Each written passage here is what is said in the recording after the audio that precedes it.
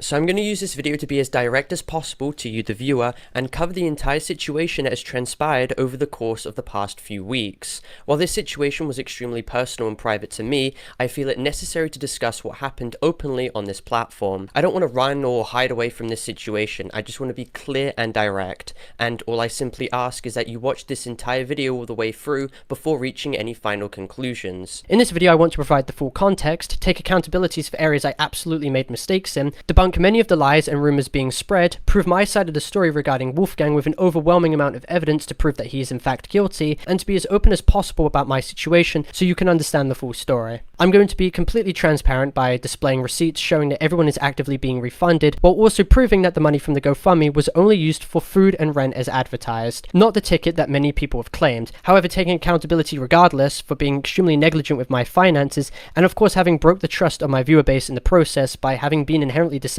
in the way I presented my fundraiser. Although it was not malicious, it's absolutely worthy of criticism, and I'm not going to shy away from that. And just for clarity as well, full payment receipts and financial history will be provided in order to give the full context of the situation. I did absolutely mess up, and I don't want to avoid addressing this. Also, as a warning, this video covers very serious and personal topics pertaining to sexual and emotional manipulation, specifically in reference to what I experienced from Wolfgang. So applicable resources will be linked in the description if you have found yourself in similar positions and wish to reach out for help to suitable people. Timestamps are also provided on screen right now for each chapter, so it's easier for navigation to view the parts that you wish to watch. I also of course wish to use this video to go over the complete timeline to do with me and Wolfgang, also known as Internet Adjacent, and tackle the lies and misinformation stemming from his terrible response video. I'm also going to be focusing on highlighting his extremely manipulative behavior, while also covering his pattern of alleged past misconduct with other people in 2024, his inappropriate actions towards Avalon, who was 17 at the time, while he himself was 21,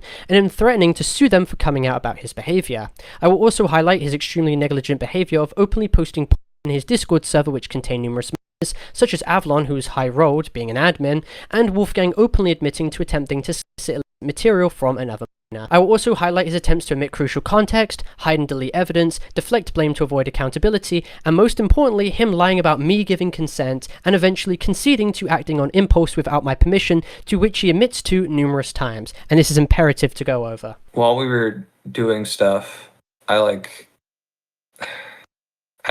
put my hand on his ass and he moved towards me, and that was I took that as it's okay. Okay, so when you told me that you got an enthusiastic yes, that was a lie, right? Yeah.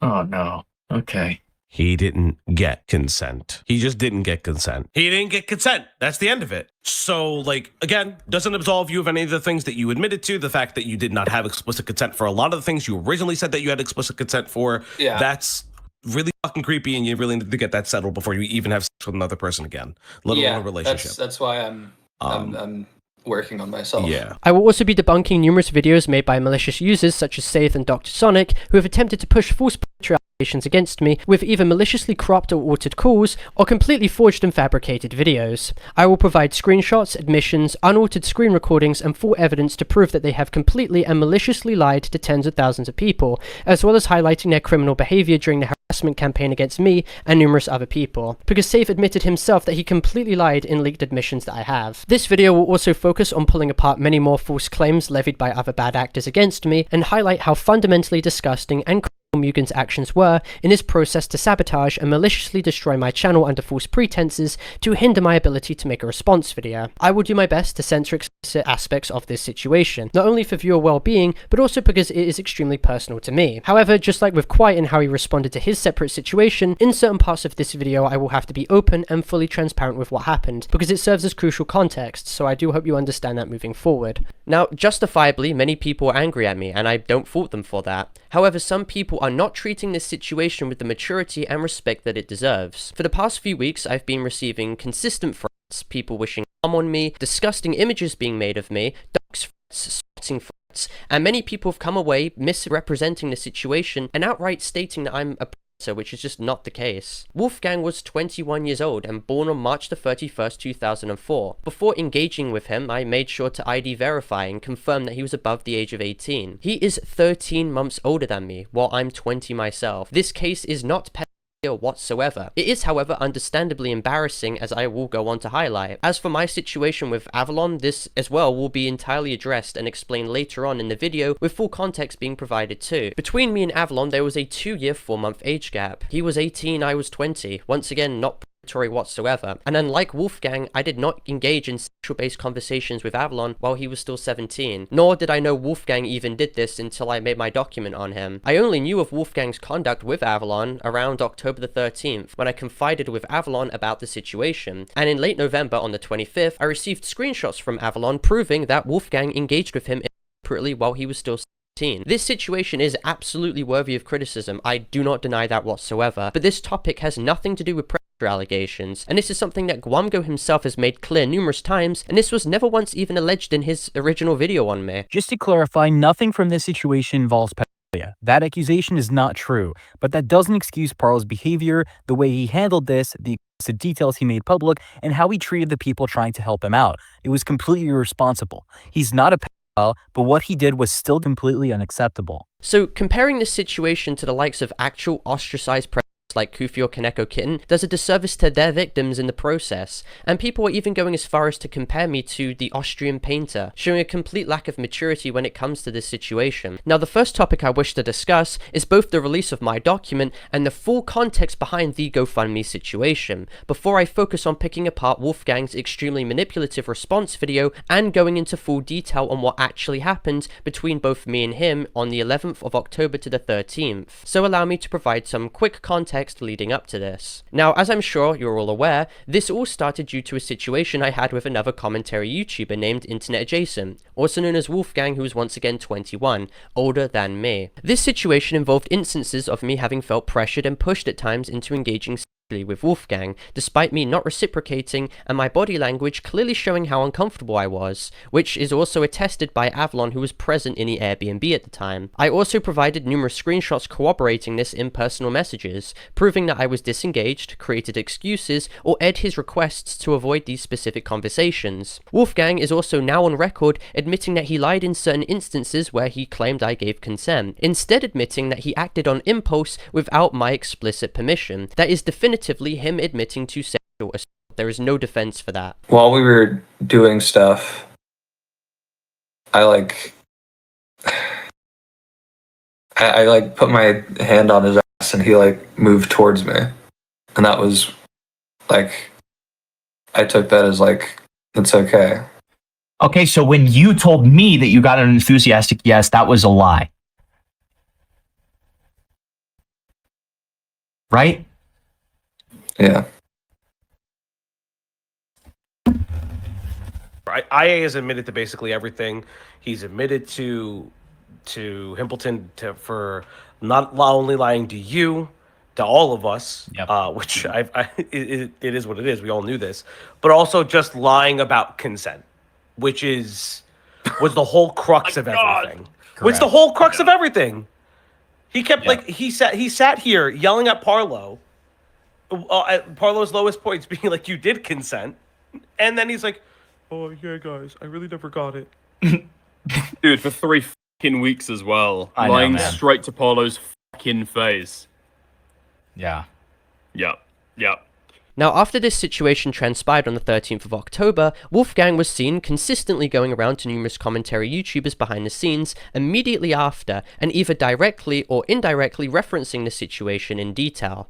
Now, due to Wolfgang sharing this information, the story started to gradually gain the attention of other commentary orbiters, guaranteeing that this was going to be leaked at some point, with people planning to gear up to cover this when given the green light for it. I, however, expressly wanted this situation not to become a public spectacle, because it covered extremely fragile topics in relation to me that I did not want out. Wolfgang, however, behind the scenes, attempted to push a close friend and mutual of mine, Avalon, to tell me to speak with him, causing Avalon to get extremely stressed in the process. So that same day, on the 8th of October, I was seen directly telling Wolfgang himself for both of us just to leave this situation alone and not escalate the problem, as it was extremely mentally draining and was putting a lot of pressure on me and my friends as well. However, despite us in private coming to an agreement to avoid having this become a public spectacle, internet adjacent who wanted this all to basically come out pushed his document to be released on Himpleton's stream on the 10th of November to preemptively get ahead of everything. He claims to have misunderstood a screenshot given to him of Avalon, thinking that me and Avalon were gearing up for all of this to come out. However, if he genuinely thought this, he could have easily contacted Avalon on his own volition to clear things up.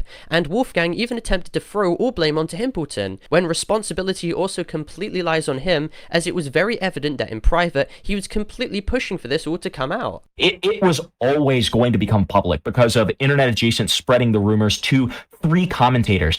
And it's important to keep note.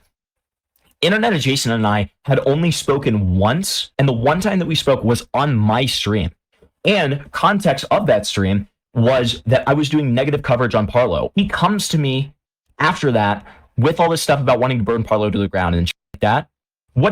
He knew what he was doing. He went to the guy who had been talking negative about Parlo and then essentially wanted me to platform allegations and was going to go to Aiden and like all of these other drama farmers. He wanted to come to us and do this. He knew what he was doing, right? This guy's a grown adult. So when this all eventually did get released, it put me in an extremely stressful and compromising position.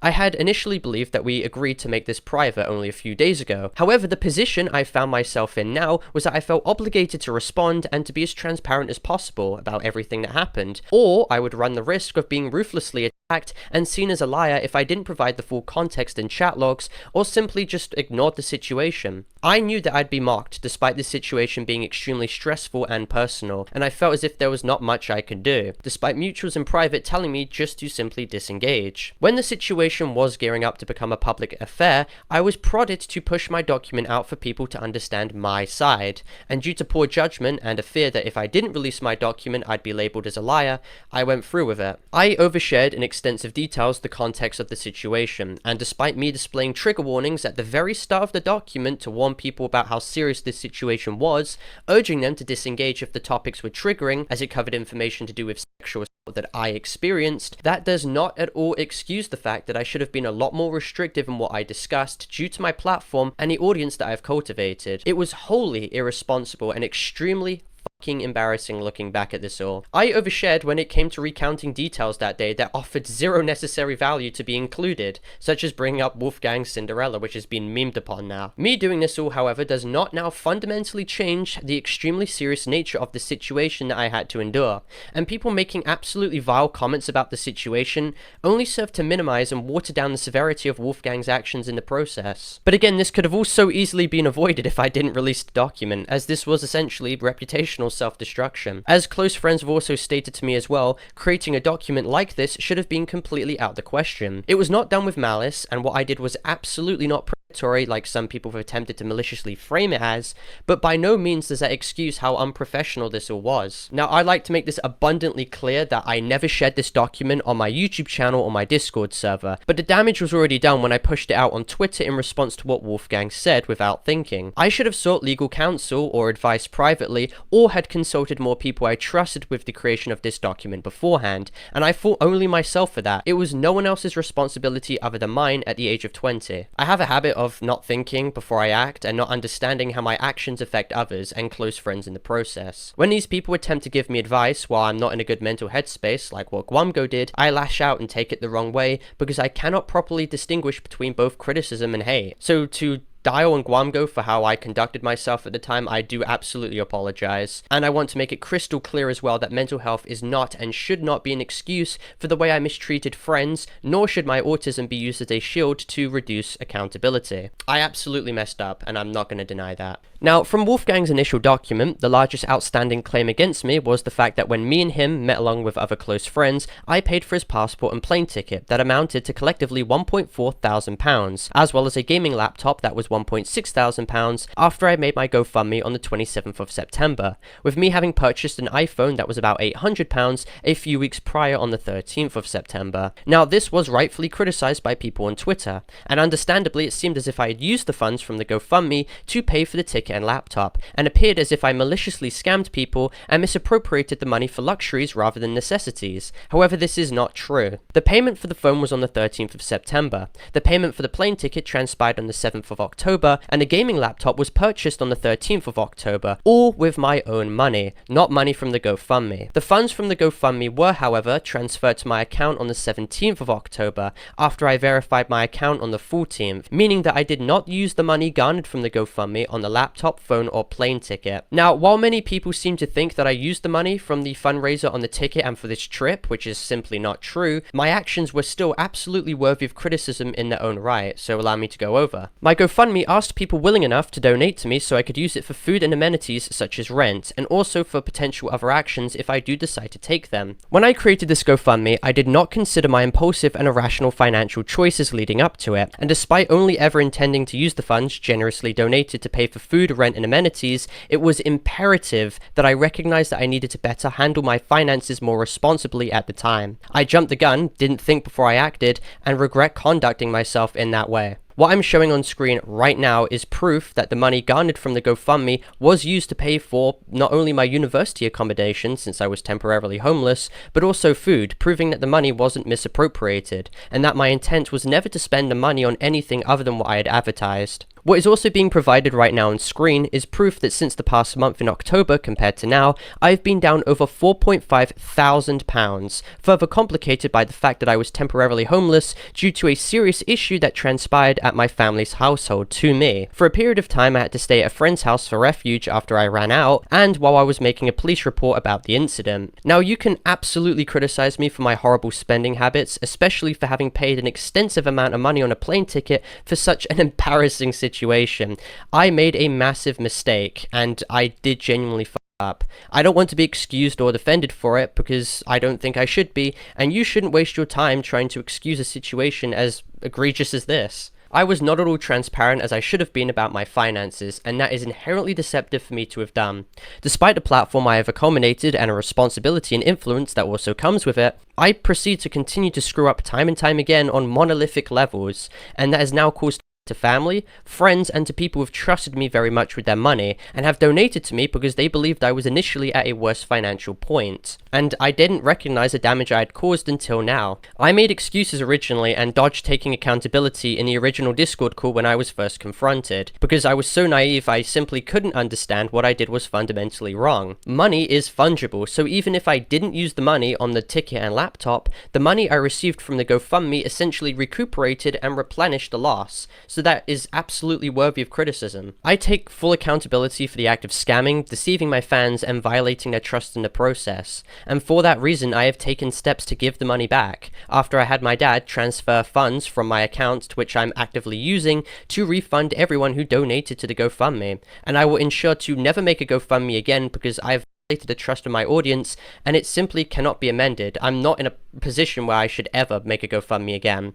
It takes a long time for people to regain trust in a situation like this. Right now, moving forward, I will take advice from close friends in private on how to deal with finances, and although the act was not malicious and I did not intend to purposely scam people, nor did I misappropriate the money, that does not at all excuse the situation whatsoever. Like, it's a convoluted scam, and it's mostly out of his own stupidity. I don't think he scammed people maliciously. I think he's just like, I think that Parlo is like a deeply narcissistic individual, so he doesn't really think through his actions or how they might impact other people. Now, for context on why I bought this plane ticket for Internet Adjacent to meet me and why it was so expensive, it was because I was desperate for social contact, because close family were actively threatening me about how I would die in prison and be in prison, among with other horrific things which could potentially happen to me.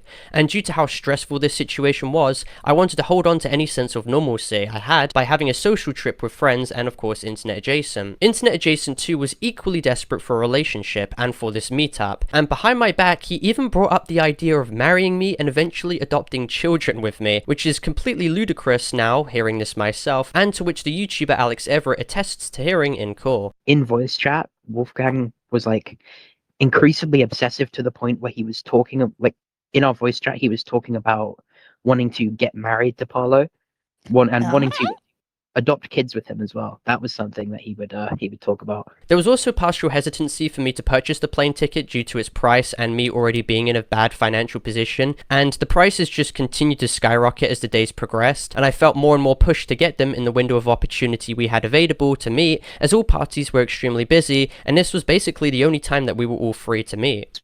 It was quite one-sided, at least like in my experience. I mean, it was more and more obsessive over time, like to the point where this trip was meant to be coming up and it literally was just not getting booked, even though the date was like right around the corner. And it came to a point where we were talking about like the airplane ticket prices like being like exponentially increasing, like the later you left it. And it got to a point where it didn't seem like the trip was going to go through because the price was just going through the roof and it was like so close, and it just seemed like it wasn't going to happen. And as soon as it seemed like it wasn't going to happen, like just instantly, Wolfgang is in everyone's DMs, including mine, like posting pictures of himself in the hospital, saying he's going to kill himself.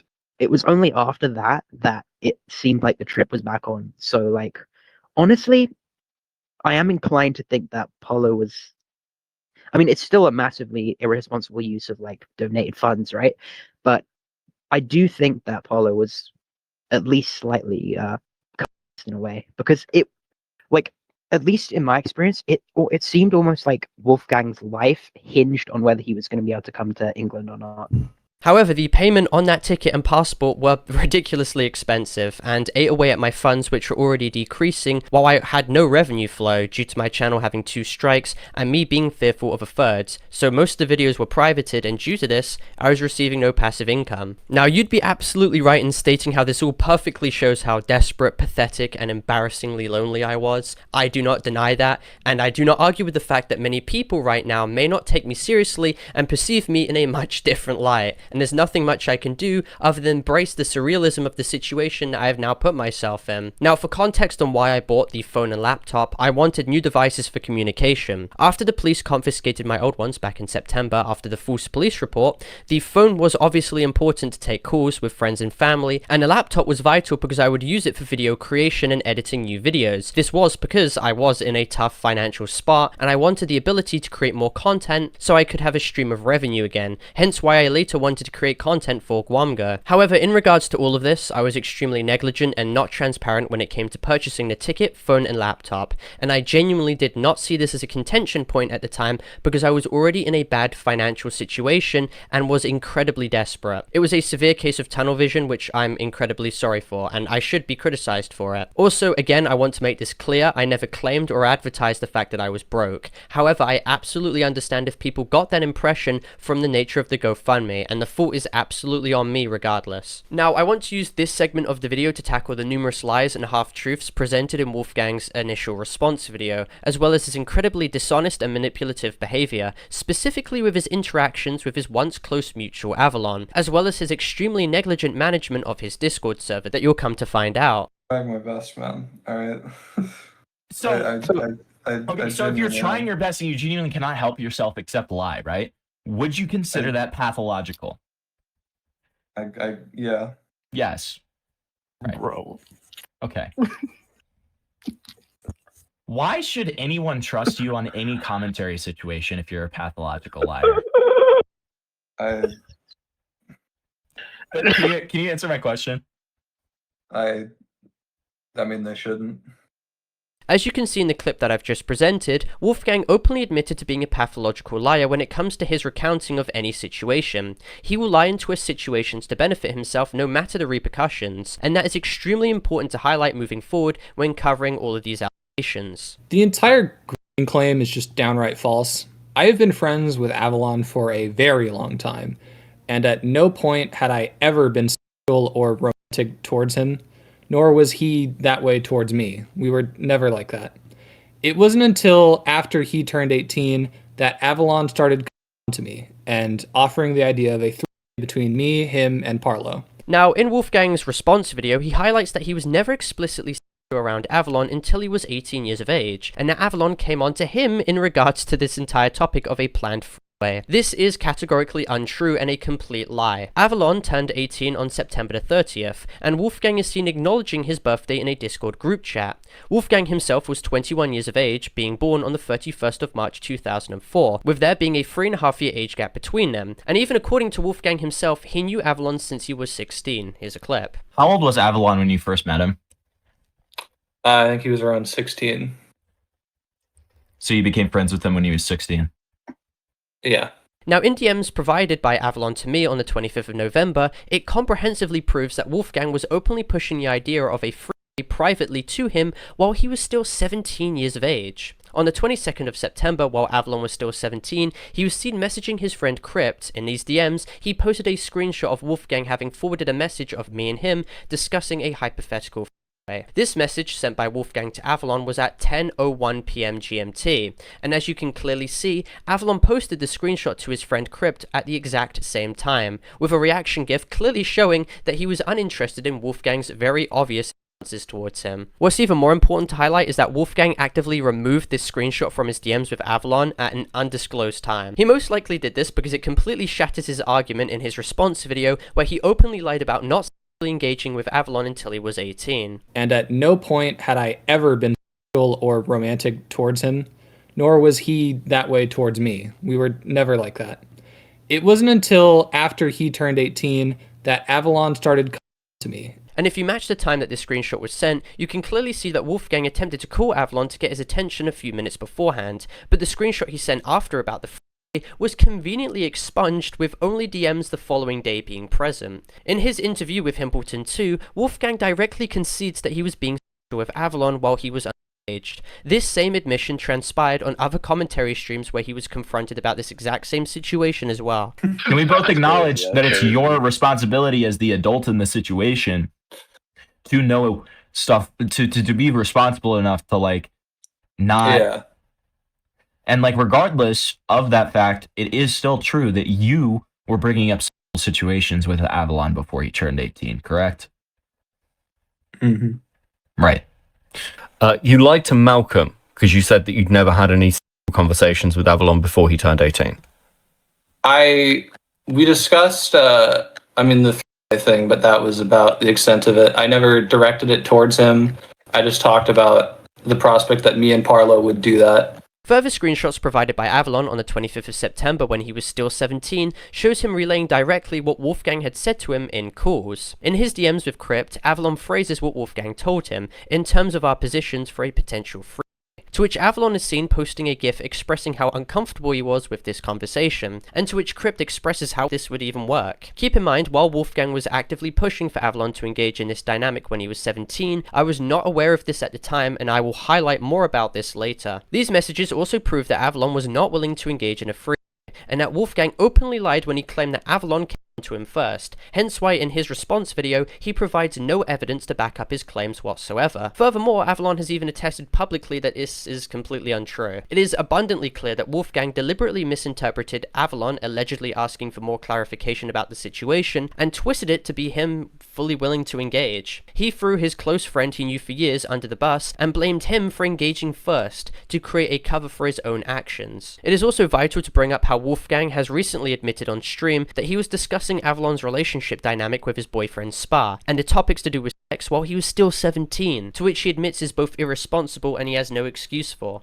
Why are you having conversations about sex and relationships? And I'm not doing the age gap thing, but like, it's a 17-year-old. This is your channel manager. This is someone that you've known since they were 16, and you're claiming that you're like, oh, you shouldn't post these femboy photos, but then you're talking about them, about their relationships and sex. Why are you doing that? I don't really have a good explanation. It's very irresponsible of me, and well, you could try. I should not have done that. Like, you told me that, like, you never discussed anything like sexual, and the only thing that you did was like send the 3 message, and like if you're discussing relationship dynamics and like talking about when he's still a 17-year-old, that's explicitly like talking about topics, right? Yeah, I mean, we just talked about like what is okay in regards to that, I guess. That In regards was, to sex, like, yeah. Wolfgang is fully aware at the back of his mind that he instigated this topic first, and no matter how many times he attempts to reframe the narrative, as you'll see, he exhibits the pattern of a habitual liar, who will consistently deceive until he is proven wrong with undeniable evidence, to which when he's confronted on, he'll slowly concede. He will fight tooth and nail when something is unproven, but then as soon as you show him the proof, he'll immediately capitulate and then just like concede. Right. This is something that his very close friend Jerry even attested to on stream. Like, Wolf is very bad at representing himself to the point where, like you mentioned, he'll lie about stuff that he doesn't even need to lie about. And I don't understand. I mean, why. so Like, so 'cause you accept the fact that Wolfgang has lied about stuff involving this Yeah, story, it's like, okay. it's been proven. I mean, like, he'll say one thing, right? And this is something that Himpleton brought up. He'll say one thing, and then there'll be evidence that counters what he says, and he'll walk back his statement. He'll flat deny it, right? Furthermore, screenshots between both Avalon and Crypt on the 25th of September show Avalon relaying what Wolfgang had asked him, being that he requested permission to use art Avalon made of me to use it for furry-born commissions. Keep in mind at this time, Avalon was still 17, and this art was later created and posted directly to me, adding veracity to the fact that Wolfgang most likely asked for this. It wasn't until after he turned 18 that Avalon started coming on to me and offering the idea of a between me, him, and Parlo. This is proven in the DMs from before the situation even happened. Now, Wolfgang deliberately reframes the situation in his video and spins it as if discussions of the with Avalon only started to take place after he turned 18 on October the 7th, 2025. This is a complete lie. Wolfgang brought up the topic of a hypothetical with me in DMs on the 21st of September, referencing that he wants someone who isn't a random and from the UK, stating that he doesn't have too many friends in the UK anyway, and looking back at these messages, it's abundantly clear who he was subtly alluding to. It certainly wasn't Spa, nor was it Crypt. You were asking Avalon, weren't you? No, I was not aiming that at Avalon. I mean, Avalon tried going like, you said someone you trust, and it's like, that could be literally anyone. That just means not a complete stranger. You're going to somebody that you know is gay to engage in a three-way between you and Parlo. Who else do you know and trust in the UK? Just FYI. It could be literally. It just means not a stranger. I don't know what other. No, but I'm word asking to who use for I'm that. asking who it could be. How many gay people who are single I don't know, or in Parlo open friends there, relationships? that's what I was- that's what I was- That's not people that you trust. That's people that Parlo trusts. Yeah, but why are you saying this to Avalon It's a collaborative when you know effort. that you're going to come and meet him in the UK? It's obviously because you're asking him. I was not. I don't know asking why him. you don't realize how bad you look right now. Obviously lying. I don't know who you think this is working on. I promise you, it's absolutely nobody. I don't know why you don't just admit it. You asked Avalon. And as we have proven as well, Wolfgang was directly pushing Avalon to the notion of engaging in a free without my knowledge at the time, and in actuality had only come to me on the 7th of October over a week later, claiming that Avalon was fully willing to engage. This, however, also would turn out to be a complete lie. To make this clear, under no circumstances did I engage in any conversation to do with Avalon being in a free while he was still 17. I never discussed this in private with Avalon at the time, and he can attest this. Wolfgang, on his own volition, instigated this topic of conversation to me on the 7th of October. Now, in response to Wolfgang bringing this up, I was partially skeptical and stated that I would only be comfortable doing anything if Avalon expressly wanted me involved and was okay with me. Wolfgang is seen being adamant and claiming, well, yeah, he is. Wolfgang was then seen confirming that he did talk with Avalon about the way a bit ago, which corroborates the aforementioned screenshots and testimony from Avalon himself in late September that this was being told to him whilst he was still 17. While I asked for further clarification or any proof that Avalon wanted to engage with us, and more specifically me, Wolfgang offers no screenshots but instead states, yeah, I mentioned the situation to him at some point, but that we would only do it with people that we were cool with, which once again matches the screenshots presented where he was forwarding the private conversations me and him were having about having a theoretical free directly to Avalon behind the scenes on the 22nd, as Wolfgang was seen stating he mentioned it at some point in the past. As clearly discerned from these messages, I believed what Wolfgang was saying, that Avalon was fully willing to engage and that there would be no problems. I did not know at the time that Wolfgang was privately messaging Avalon about this days before while he was still 17. And I did not know that Avalon was extremely disgusted from his idea of engaging with Wolfgang the entire time. Also, keep in mind, according to Avalon himself, he told his partner Spa on his own behalf to shut down the idea of anything happening in his message directly to Wolfgang. Now, for more transparency and clarification on my side, following Wolfgang messaging me about Avalon's potential inclusion, which he was lying about, I joined call the same day to ask Avalon myself if he really wanted this, since I wanted confirmation directly. However, Avalon at this time was too tired and did not provide a clear answer. A potential factor for this could have been the fact that Wolfgang was also present in call, so it was extremely awkward. The following day, on the 8th of October, Avalon messages me privately sharing that his boyfriend would not feel comfortable with the situation, with specifically Wolfgang engaging, to which I clarify how confusing it was to understand their dynamic, with me even stating I don't even know what dynamic I had with Wolfgang at the time. After further clarification and understanding how Avalon's relationship dynamic worked, I stated that I would only do anything if I got express consent, and that I was a little dissuaded from the idea of a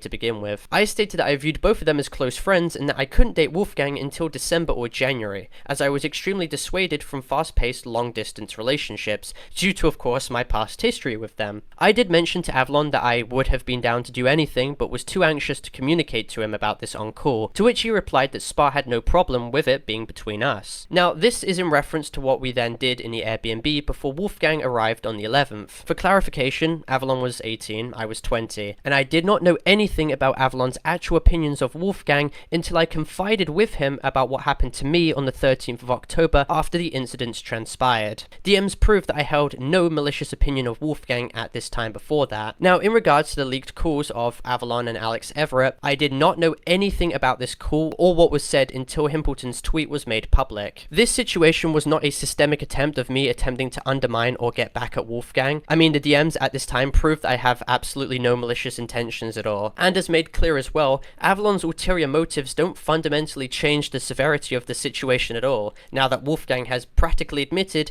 to engaging with me without my clear consent. Well, because this is an interesting thing. I'm going to be honest, it doesn't feel like even Parlo knew about this. Because... I mean, personally, I think that so much of the story, because I spoke about this with Hamilton earlier, I think so much of the story doesn't actually hinge on what Avalon has said anymore, that it kind of doesn't change my kind of thought process. What Avalon has been saying since day one, Wolfgang has admitted to a lot of that stuff, and just straight up admitted to lying, right? So he's painted the picture that Avalon was painting from the start. So I don't think that Avalon is colluding to be able to lie about the situation with Parlo. That's something I thought on like day zero, before this kind of went public. I kind of couldn't find anything to prove it then. I still can't find anything to prove it. This just seems like a plan that Avalon had to fight over Wolfgang, but it doesn't play into any of the other aspects of the story for me. It doesn't make me doubt any of the claims about Wolfgang. Maybe it questions Avalon's kind of motivation in giving him advice on the response video. I could get that. But I guess this information is interesting, but for me, it doesn't change the way that I think about the story at all. It still all lines up, the timeline perfectly, all the facts kind of like fit into each other. In my head, it still makes sense, and this is like a side tangent. It's like an offshoot of the drama that doesn't affect anything else. Now, back to Wolfgang, Internet Adjacent has shown absolutely no evidence that Avalon ever came to him first. He's provided no screenshots or receipts, and instead he deleted evidence that he was privately bringing up topics to Avalon when he was still 17. However, forgot to remove his messages with me, which proves that he was doing this beforehand, very clearly in his own words. If he is completely innocent, why was he removing messages? And while I was hesitant at first due to the nature of our friendship, I also thought it was just very morally ambiguous. I didn't know if this was like okay or not. Avalon said he didn't see a problem with it multiple times, so I eventually figured there was nothing wrong with it. Again, Wolfgang openly lies about his actual intentions publicly in his response video. He attempts to claim he was hesitant, while in private it presents a totally different picture. He was openly suggesting to Avalon the idea of a encounter while he was still 17. And then when Avalon turned 18, Wolfgang lied to me claiming that he was willing to engage with us. Wolfgang was attempting to privately push for this situation to transpire, and the fact that he removed messages to cover for himself speaks volumes. He knows it completely discredits his entire narrative that he crafted. And keep in mind too, he continues to show absolutely no evidence at the time whatsoever that Avalon was open to this idea. Privately at this time, it clearly shows that Avalon was grossed out and uncomfortable with Wolfgang's answers. This is not it is so far away from that. The most you can say is it's weird and reckless of me. That is literally like the deepest this can go. I find it hilarious how Parlo is saying I Avalon though, when he was ecstatic to have a three with the two of us. Now, Wolfgang attempts to create a strawman fallacy argument in an attempt to discredit any actual claims against him. Not once was he accused of in my document. That is very clearly an example of him overemphasizing the situation to make himself appear innocent. And 2, he attempts to deflect the situation by bringing up screenshots of mine where I was happy and open to the idea of a free on October the 7th. This was, of course, while I was under the notion that Avalon himself was fully comfortable and willing to engage. You know, for someone who's saying I grew to this guy and I'm like a pedophile or something, certainly very eager to join in when you liked me. If I thought someone was a I wouldn't be trying to have threes with them, Parlo. Wolfgang levies this claim to water down his own actions by stating that since I was open to the idea while Avalon was 18, this now unilaterally alleviates his own situation, and I'm going to cover why that doesn't work whatsoever. We have discussed that Wolfgang engaged in conversations with Avalon while he was still 17, and that he deleted evidence to cover his tracks. We also clarified that Wolfgang came to me directly lying on the behalf of Avalon while he was already 18. I did not know the extent of the situation between both Avalon and Wolfgang until the 13th of October after the Airbnb incident, and I was only given proof in late November of Avalon's chat messages to Crypt, which proved the entire situation. For clarification as well, as of December the 1st, when I started making this script, I have found yet more evidence to prove that Wolfgang was extremely in spaces around Avalon while he was still unengaged, and even other matters to which he allowed in his Discord server, which will be covered extensively later. And keep in mind too, for extra transparency, I was not aware of the exact age gap between both Avalon and Wolfgang until the document's creation as well. I'd also like to make it clear that I made no secret that I was fine with engaging with Avalon while he was 18. I never withheld that information and actually showed numerous screenshots of me being comfortable with this idea in my document. Furthermore, my main point, which was written in the document at the time, which I've changed my opinions on as of recently, was that Wolfgang, from what I was told by Avalon at the time, was conditioning him to the idea of a freeway while he was still 17, and then escalated his based discussions as soon as he turned 18. At the time of making that document, however, I did not have the evidence. It was only until the 25th where I received proof of the sexual messages when he was 17. Keep in mind as well, I had no idea to the extent of Wolfgang's behavior around Avalon after he turned 18 until Avalon provided me private Discord messages between them himself after the Airbnb incident on the 13th of October. Now, in reference to the Oktoberfest group chat where Wolfgang sent unsolicited news directly to Avalon, as well as furry only a couple days after he turned 18, I'd like to make it distinctly clear that I was barely active in the group chat, other than one Discord call which I remember we all had, which will be highlighted later. And in a bid to quickly hide evidence, Wolfgang actually removed both me and Avalon from the group chat, meaning that he only has access to the logs now, to which he displayed in his video. It is very confusing why he would do this as well, other than the fact that yet again, he is attempting to hide and obfuscate evidence that he knows would make him look bad and would directly hurt his credibility. It was only during the creation of my document where I became aware to the full extent of Wolfgang's degenerate actions towards Avalon, after I consulted him directly and started looking through old messages and screenshotting images from the Oktoberfest group chat, to which metadata proves I collected the evidence after the incident which transpired on the 13th, not before. If Wolfgang only engaged after Avalon turned 18, that would be one thing, but the fact that he engaged beforehand and then removed evidence because he knew what he did was inappropriate is extremely telling of his intentions and his character. The main point I would like to make clear in this video for why I'm covering this specific situation for the record is to focus on how Wolfgang actively lied about the situation and reframed the timeline of events to manipulate the narrative. Now, another extremely large point to cover was Wolfgang's absolutely repulsive behavior when it came to managing his own Discord server. This point proves how negligent Wolfgang acted around numerous especially in environments where Avalon was present in. And keep in mind, I found this evidence when looking at a video recently uploaded by a smaller commentary YouTuber. I was not aware to the extent of how bad this situation was beforehand. Wolfgang found himself in an isolated incident to do with him being openly degenerate in his Discord server with his calendar, which he was criticized on, but I had no idea his negligence was this problematic, and I did not know the rabbit hole went this deep. Essentially, Wolfgang was seen openly discussing based topics in his server's general chat, regardless of if minors were there to see this and be exposed to the degenerate nature of these conversations. He was seen openly bragging about his sex life, posting excerpts of a sexual song he was making focusing on canine genitalia, and was even seen posting numerous instances of pornography in open text-based channels that required no age verification whatsoever and that anyone of any age could access. Keep in mind, Avalon, who was at this time a in 2024, being 16 at this time, was ranked admin in this server and could openly access any channel containing this problematic content. There were no guardrails put in motion for the numerous months that Avalon was present in this server, and Wolfgang simply did not care about the ramifications of his actions at this time. Wolfgang was seen mentioning topics to do with him engaging in content in the general chat, openly in front of a self-admitted 16-year-old who was present in the server in 2023. And if you want more proof of Wolfgang's flagrant negligence, he casually flip-flopped between making his server 18+, ensuring that no minors accessed the server in 2023. However, he allowed people 16 years of age or above in the server, kind of defeating the whole purpose of it being no minors allowed. And then he openly started allowing minors back into his server in the following years, completely backtracking in 2025, so I have no idea what on earth he was trying to do here. He was extremely inconsistent with his server moderation, leading to confusion from his own members,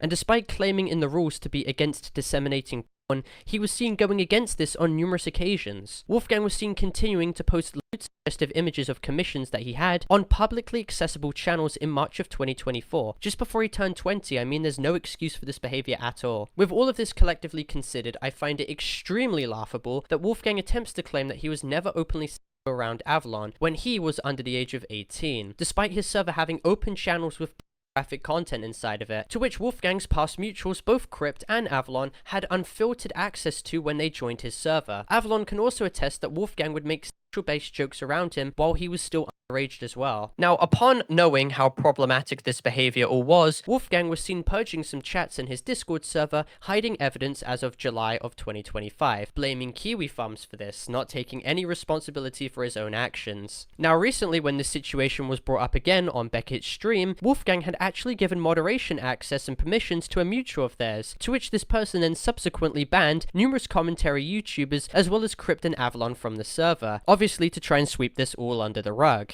Just as soon as people start looking into that, as soon as I start getting sent that, suddenly I also get sent this. So many people got banned in the last, 10 minutes, that most people think that the server has got nuked right now. The server's not deleted. FYI, the server has not been deleted. Internet Jason has not deleted his server. However, I can see Yen was banned, was banned, World was banned, Clover Cutie was banned, Avalon was banned. Wait, so first of all, you were told to do it. Yeah. And now somebody else has done it on your behalf. They were like, you should probably get rid of all the commentary people from your server. And I was like, all right, and I just gave him mod. Who did that, sorry? It was Z.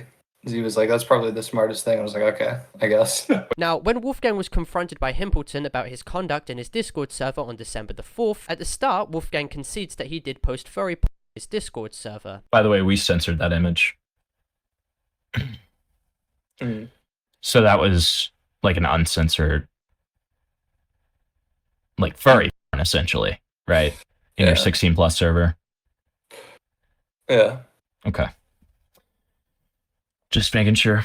As well as admitting that if Himpleton were to look deeper, they would probably find more instances of him doing this. Keep in mind, for over a year, Avalon, who was underage at the time, was a high role in this server, meaning that he could have been exposed to all of this disgusting content. Let's say, hypothetically, we had 2 different archives of your server.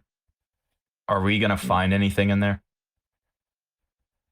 What do you mean? Are we going to find more stuff like that? Probably. I mean, Ace, you missed this part, but he did. I did say that we have 2 archives of his server and asked him if we would find more stuff like that, and he did confirm that we would. So there's probably a distinct possibility. I don't think it's unreasonable to say I've been pretty irresponsible with my server. Furthermore, on stream, while being pushed once more, Wolfgang is seen attempting to now excuse the situation by claiming that he posted the porn content for drama reasons, which is a complete lie, as he is seen discussing extremely inappropriate content in the server that had no relation to drama-based topics. Then he also posted furry commissions of his character. I'm not sure how that has any relation to drama, buddy. Yeah, so I guess like about your server, I know that you, during this drama, it was said that you made it 18+, but you had 2 16-year-olds at least in there. One of the ones was actually the one that you ended up fighting, if I remember correctly, in real life, and the other one was Avalon. Was there any reason why you had these 16-year-olds in a space? I mean, when you say space, like the server. Well, yeah, isn't, to be like- very clear, there was furry posted in there. It was like for drama and shit, but I understand your point. Well, yeah, I mean, I get the intention was for drama, but like I've seen some of the images. There's literally just like furry art in there. Yeah, it's not great. Wolfgang then further conceded that he attempted to excuse this kind of content being posted in his server at the time that contained minors by arguing about the technicalities, and that, thinking about this now, Wolfgang admits it does not give him a good look whatsoever.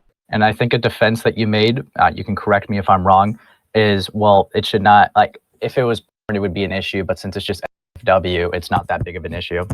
Yeah. There was like a screenshot of like you justifying FW being in the server with 16-year-olds. It's not great. Yeah, I could agree on that. Yeah. Now, back to Wolfgang's shitty response video, he attempts to warp the situation back onto me and claims that if what he did was growing, then that would also make me a groomer and even a pedophile. And ironically, this claim is f***ing Parlo over, because if this is growing, then Parlo would also be guilty of that. Parlo doesn't realize that if he keeps pushing this allegation, then he's a pedophile. Now, he refuses to elaborate whatsoever on how either of these heavily charged claims would definitively fit my situation, especially when taking into account that I never sexually engaged with Avalon while he was 17, only when he was 18, and that there was a 2-year age gap between us. Again, this is a pathetic attempt at straw grasping and of course deflection. Which, listen man, the police are already investigating you, you don't need to give them more ammunition. And then, if Wolfgang couldn't be more bad faith than he was, in the video, as well as his Discord server, he is seen directly inferring that I'm a due to an outstanding situation I have with the police regarding the Dupe situation. This is extremely ironic when considering Wolfgang actively defended me on this entire ordeal and knows that Dupe lied about his age numerous times. Another thing Parlo points out is that before in his original video, Dupe flat out apologized to him for lying about his age and telling others that Parlo had zero information of his true age.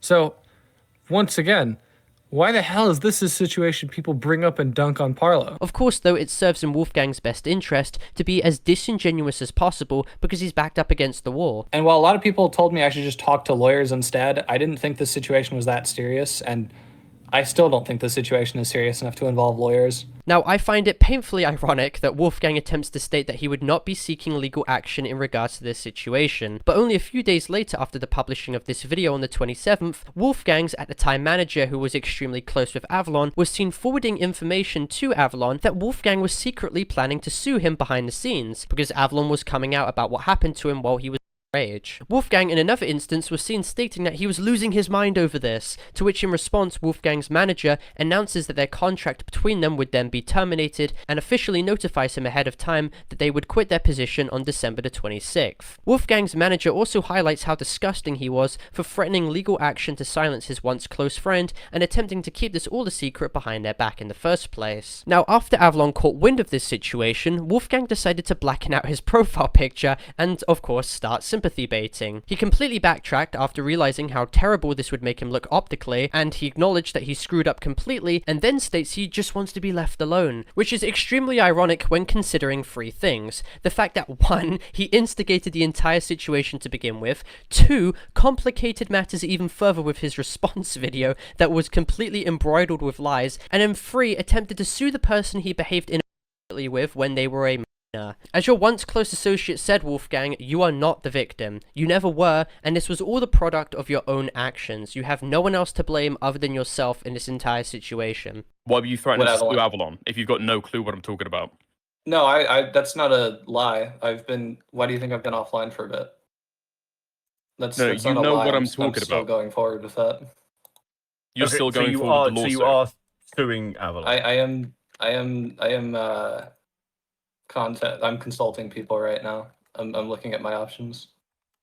A few days later, of course, Wolfgang goes back onto livestream on this time Copenhagen ran by Beckett and actually admits that he's re-instigating the entire situation and that he's currently looking into legal options to deal with Avalon once again, showing that not only is he extremely erratic and inconsistent, but that he openly lied once again when he said that he knew what he did was screwed up and just wants to be left alone. His statement seeming to take accountability to Avalon, stating he just wants to be left alone, was only damage control and was equally insincere. After Parlo made this accusation, I actually went to Avalon and others in our friend circle to genuinely figure out what the f is going on, to which Avalon has said that he doesn't agree with this claim or think I'm a g***er. Same with others in our circle. They also said that they've never gotten any of that. Like, they've never even suspected anything like that is going on.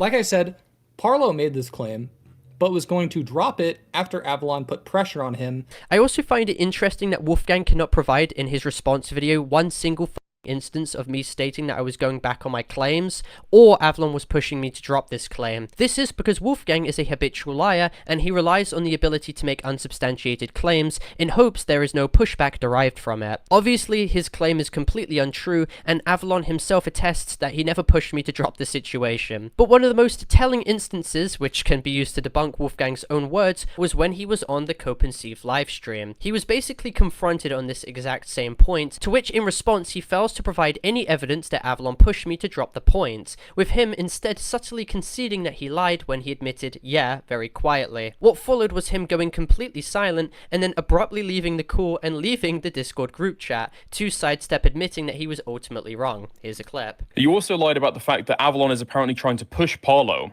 to be able to remove Parlo's claims about you and Avalon from Parlo's video. That was what he told me. That's not what he told you. I've seen the DMs. You asked him to speak to Parlo about it.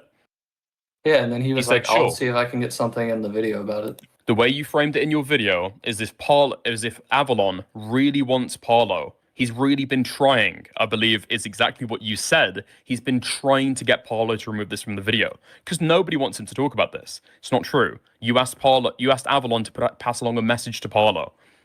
Mm-hmm. True or false? It was a mutual discussion. It was not. It was because everybody's seen the DMs.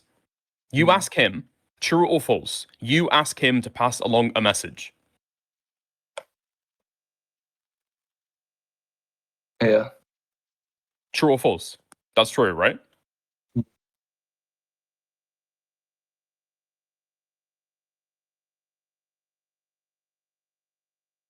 Was that a mm-hmm?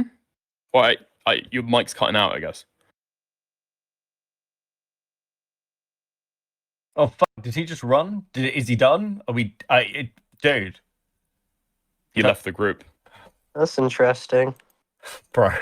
Wolfgang also attempts to feign the idea that other people in his circle were defending him regarding the claims. After Parlo made this accusation, I actually went to Avalon and others in our friend circle to genuinely figure out what the f is going on, to which Avalon has said that he doesn't agree with this claim or think I'm a g***er.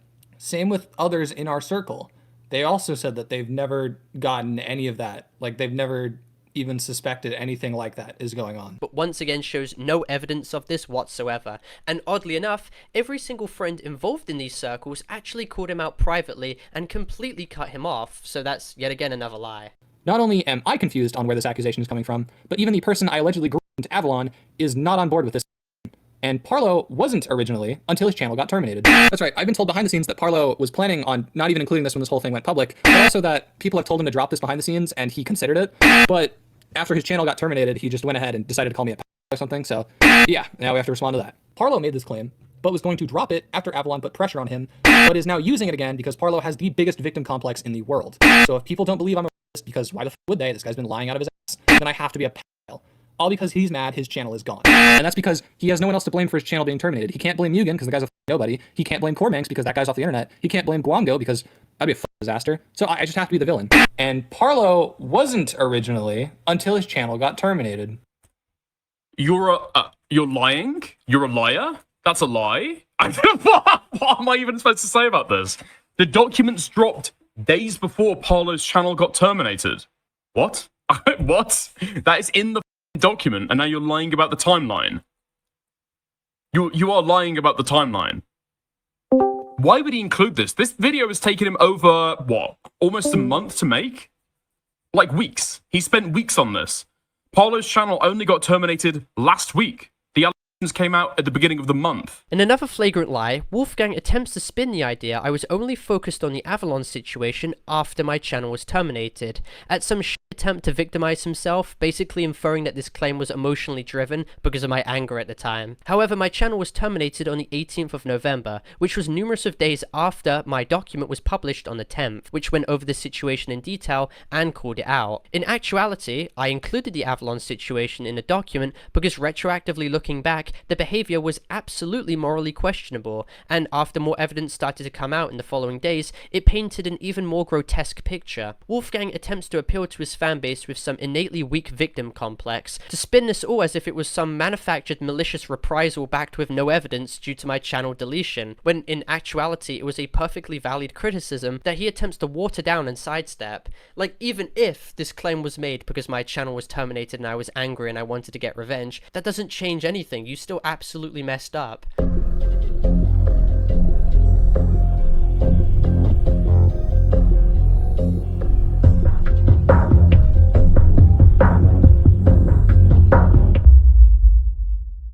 Now, this is going to be the most vulnerable and personal part of this video. Obviously, when it comes to situations like this should be approached with the maturity and respect that the topic deserves, and for numerous reasons, I'm going to try and cover the main aspects of this situation without running the risk of oversharing again. Obviously, as I mentioned earlier, similar to what Quite had to do, in this portion of the video, at certain points, I have to be fully transparent about embarrassing details because it serves as crucial context to corroborate my side of the situation. Wolfgang has been caught in numerous lies and contradictions with his recollection of what actually happened that I feel is imperative to share, especially with his pattern of lying and backtracking when it comes to him recounting consent, in respect to my situation and to what he did on call with Avalon as well. Now, to add credence to Wolfgang's history of lying and twisting the narrative when it comes to consent, on the infamous livestream with Himpleton on the 4th of December, Himpleton pressed Wolfgang on whether he had expressed consent to engage inappropriately on call with both me and Avalon. Wolfgang replies that I said yes, but follows up with the fact that there was potential Avalon did not give his consent, but that he was just not aware of that, which is extremely interesting to take into consideration because Wolfgang essentially admits that he did not get the clear consent of Avalon. He distinctly remembers me saying yes, but subtly concedes that he does not remember Avalon conforming. Did you match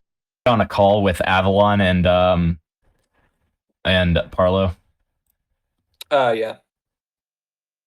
Did you ask for consent to do that? Yeah, I mean, I was kind of wearing a pretty revealing outfit at that time in the group chat. And you directly asked, can I talk? I was like, yeah, you guys okay if I do this? And they both said yes. I know for a fact Parlo was fine with it. I don't. I mean, there's potential Zillow wasn't, but I was not aware of that. When he was pressed about this ordeal more, Wolfgang then changes his position and states that Avalon actually stated, in a disinterested tone, but still affirming that Avalon was okay with it, which is not what he recounted in the first instance of him being confronted. But if he had said yes initially, wouldn't that be the first thing that you led off with? Yeah. Why didn't you lead off with that then? Why'd you lead off with he might have not been okay with it? Because I mean, I'm just trying to take an objective look at the situation. I don't know. But I mean, don't you agree that him saying yes would have been objectively what happened if that was true? Yeah. So is it true? Or did he just not say anything? He was fine with it. But did he say yes, or did he not say anything? It was kind of like a mix of it was like, hey, do you guys mind if I do this? And he was like, eh. It was kind of like disinterest in general. And regardless, this is categorically untrue to begin with. In private DMs between Avalon and Crypt, it is abundantly clear that Avalon was extremely uncomfortable from the situation while it was happening, and I distinctly remember him playing Battlefield on call to, of course, preoccupy himself, to which he's attested to as well. Avalon did not give his express consent, and Wolfgang has no evidence of this whatsoever. This is a crystal clear example of Wolfgang openly lying and backtracking when it came to him recounting whether he received consent to engage with someone, and this is a pattern which will be seen repeated numerous times going forward, because keep in mind, Wolfgang has openly admitted to being a pathological liar. I'm my best, man. Alright. So, okay, so if you're trying your best and you genuinely cannot help yourself except lie, right? Would you consider that pathological? Yeah. Yes. Right. Bro. Okay. Now, in respect to my situation, both me and Wolfgang initially got into contact in regards to the DA Games drama in late June of 2025. We corresponded for a while about separate commentary drama situations until around September the 16th, when we started to engage. Now, this dynamic continued with us wanting to meet at some point in the future, and after speaking with our mutuals, we decided all collectively to go to London with the planned dates starting from October the 11th to the 15th. Wolfgang initially arrived in the UK at 9 PM and reached the location of the Airbnb in London just before 11. Now, when we eventually met with Wolfgang, I was completely disengaged due to his abysmal personal hygiene. Despite him just landing at the airport, he did not buy any toiletries and no shampoo. Avalon's messages with Crypt at the time also corroborate my stance entirely. While in past messages before I saw him, I was enthusiastic, that mood entirely changed upon actually seeing him in person, and this is something highlighted in my document. Past messages where I'm enthusiastic are completely redundant moving forward. Consent can be changed at any time. Now, while we were inside, I stated if anything were to happen, I'd want to do something before having food, with me also having asked how long this would be, because I was completely uninterested, and if anything were to happen, I wanted this to be over as quickly as possible. In response, Wolfgang is seen pushing for this encounter to take place before 12, with me telling him to give me a bit, obviously trying to push this situation further back. Over 20 minutes later, Wolfgang reinstigates the topic of conversation and voices how he would want Avalon to leave the apartment. I then used this opportunity to push the day back to another time, as I was completely disengaged from wanting to do anything, stating if anything were to happen, it could be on the 3rd or 4th day as theoreticals. Wolfgang was seen stating that he would want to do it tonight, being the 11th at the time, and that he could simply ask Avalon just to leave the apartment, essentially showing that Wolfgang wanted to control the situation and so everyone could effectively conform to exactly what he wanted when he wanted. Keep in mind too, Wolfgang is seen acknowledging in his response video how problematic the area we were at was. As I've been told by a lot of other people, we were basically in like the Chicago of London. Like, it looked like you'd walked outside and just get and somehow still can't acknowledge how inconsiderate it was for him to push Avalon out of the Airbnb for numerous hours in a place hundreds of miles away from his own house, all by himself, and to which Avalon attests himself that he was confronted on 2 separate occasions by strangers that could have put him in harm's way. Now, when the situation did eventually transpire between me and Wolf, it was absolutely disgusting. I highlighted how the ordeal almost made me physically throw up, and that Wolfgang was very pushy with engaging with me, especially in reference to him wanting to push for to which I was extremely conflicted on, made excuses about, was extremely stressed about in general, never gave express consent for, and most importantly had to state no several times to get him to eventually cease. When cross-referencing this with other separate allegations pertaining to Wolfgang's conduct, specifically the Anthrocon situation in 2024, a user named Gibble is also seen having directly stated to Wolfgang no several times, for him to eventually cease his conduct and during this time, towards the end of the engagement, Wolfgang had made further advances on me, being that he inserted his finger in me. In my document, I highlighted how this was done completely without my consent, and made me extremely uncomfortable and rigid. Initially, in his response video, he attempts to claim that he had unilateral consent to do this, and that he would stand by that until the end of time. Here's a clip. God, I hate this. As for the yes, that is in my script. I received consent to do that. This is the biggest case of he said, she said, but I'm going to stand on this till the end of the time that, yeah, I received consent to do this. I have said that since the very beginning.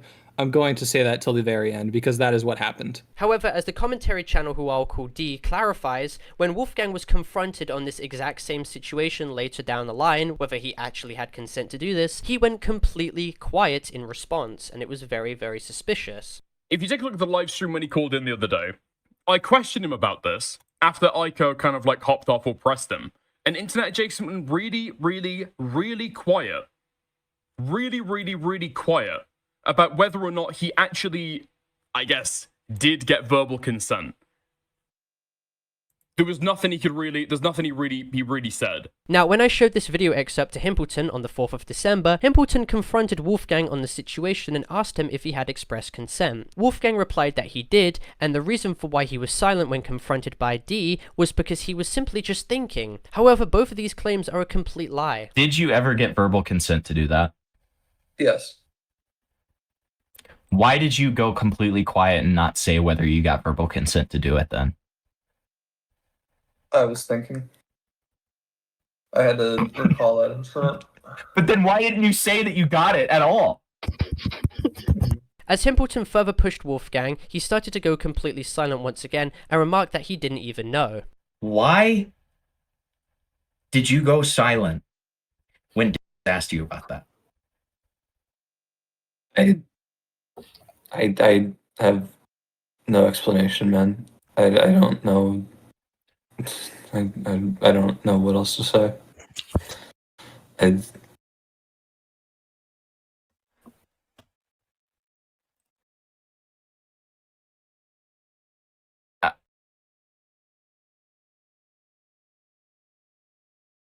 Okay.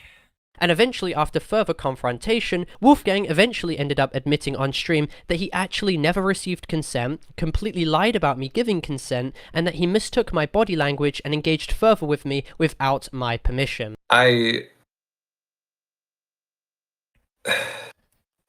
It would, while we were doing stuff, I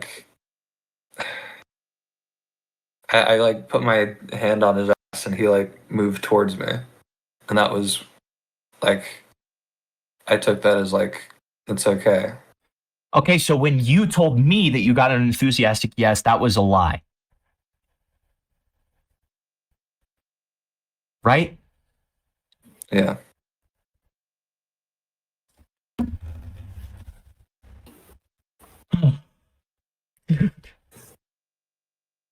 Oh, man.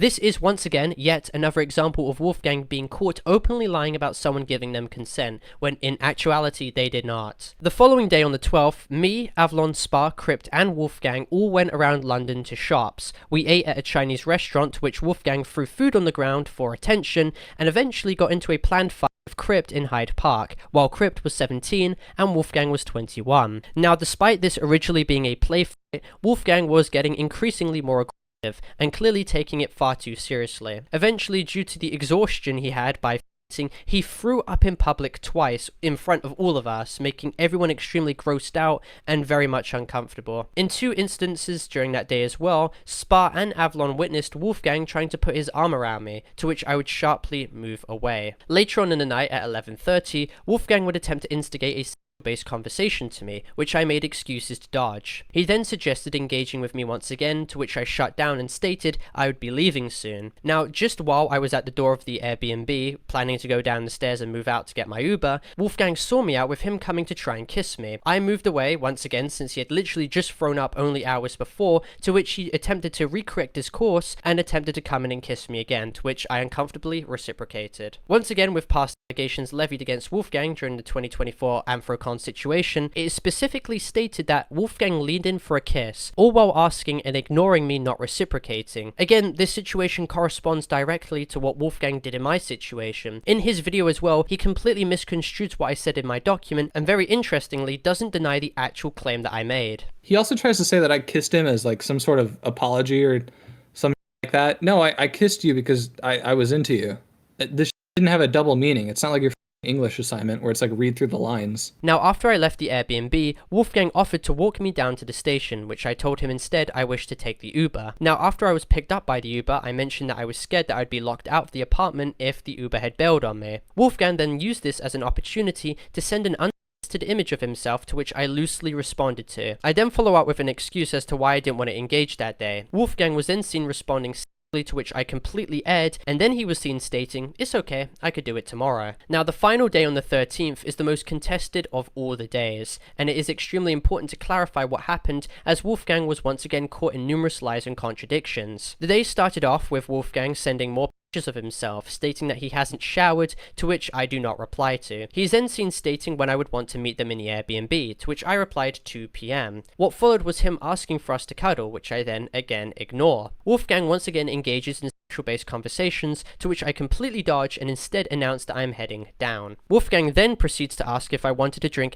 later on that day when we go to the bar, which I turned down precautiously. He then states that Avalon is not present in the Airbnb and that he might be at randoms he meets at the bar tonight, once again attempting to set the motion for us to do something, since it would serve in his benefit for Avalon to not be present. Now fast forward to the evening, and me and Avalon are in the main room just chilling, which is next to the bedroom, which is around to the side. Wolfgang was seen messaging me at 4 p.m. asking when I would want to do anything. I very reluctantly responded 10 minutes later before we go to the bar. And keep in mind, I was in the Airbnb in the other room when he was messaging me this. He then follows up immediately by stating, "Let me know whenever," and as you can see, I do not. 20 minutes later, Wolfgang instigates the topic of conversation again on his own volition and states if I wanted to do anything, and that Avalon would be willing to leave. In reply, I turned down the and state that I'm busy playing Minecraft, to use it as an excuse to defuse the situation, to which he drops the conversation. Over an hour later, I'm then seen posting my pyrocynical document to him. This was to once again give an excuse as to why I was busy and I did not want to engage. This is because he was actively coming from his room to the main room and trying to push me to come back to with him. Avalon, who was sitting down in the main room seeing all of this at the time, can also attest that this absolutely happened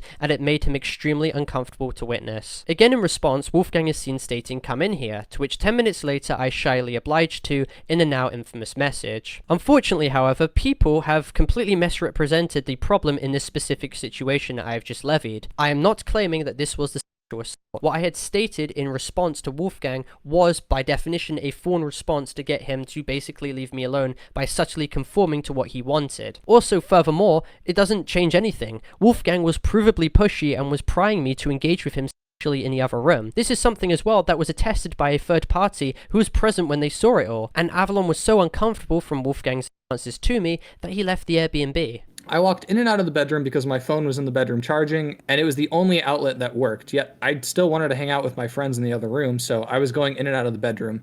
I would say when I was going in and out of there, but it was just to let them know.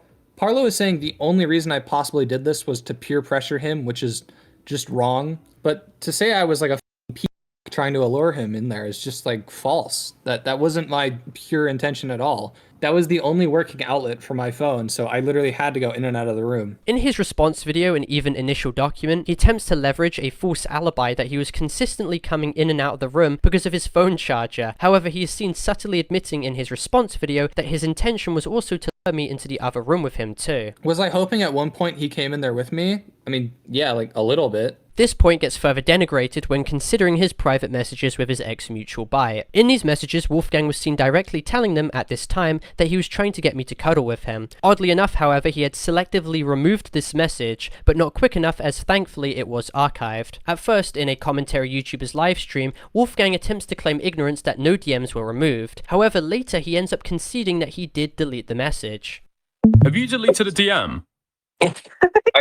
No, I did not. Oh. Because why would this person say take it easy after you'd said 6 hours before? That sounds fun. I don't. Unbelievable, dude. Holy shit. Okay, it seems pretty clear here that you have just gone back and deleted a message, right? I guess I might. Wait.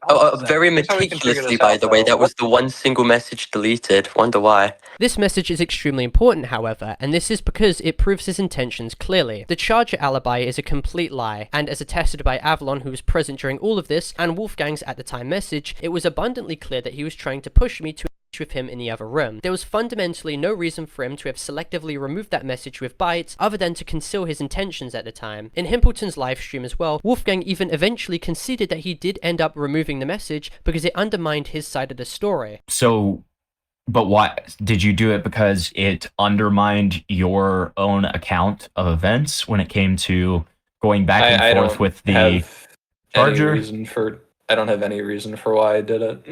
Well, it did. Yeah. Well, I mean, I know it happened. I'm just.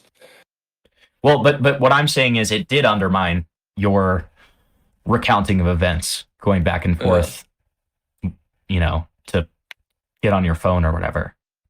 Yeah.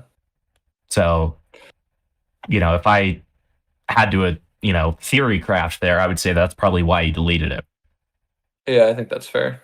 So with all these factors collectively considered, it is undeniable that Wolfgang was coming in and out the room trying to get me to follow him back. Even at one point, Avalon attests that he quite literally stated to come back with me in the room. The main problem as well came with the specific engagement that followed, where I mentioned how uncomfortable, frozen, and rigid I felt in my document. It hurt what he did to me, and it was painful when it happened. Wolfgang, from my recollection, could understand that I wasn't feeling right and made a loose comment about it. After this, we settled for just cuddling, to which eventually we sat up on the bed and he once again leaned in to kiss me. I did not engage first, but I loosely reciprocated to not make the situation awkward. What he ended up doing, however, was that he took photos of me and him kissing and then, without my permission, sent this to mutuals of ours behind my back a few hours later after we fell out, hence violating my privacy in the process. In the photos too, if the saturation is actually turned up, I'm clearly seen having covered most of my face with my left hand because I did not want to be photographed. At first, when he was confronted on livestream, Wolfgang attempted to claim that this never happened. Did you send the picture of you making out with Parlo to other people? I do not believe so. I absolutely don't. I can't think of a single person that I would have sent that to. If there's an example of me doing it, then I'll apologize for it because, yeah, that is shitty. But how do you not know? I don't. I wouldn't remember something like that. What do you? That's why I'm saying. Why wouldn't you remember something like that? I don't. How would I remember like doing that? I don't. What I don't are you know. talking about? Like, do you not? What do you mean? Like, how would you not remember that?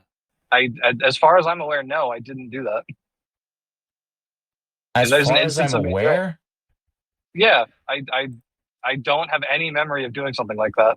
Showing how once again he is willing to lie in hopes that there's no actual proof and of course to dodge accountability.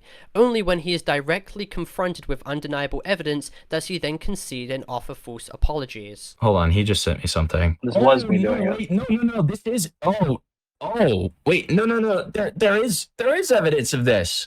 Hold on. It's right here. There is? Okay. I just DM'd it to you. So that's you with an unnamed person. You say this was an hour ago. I don't know what this is. We were out. I see.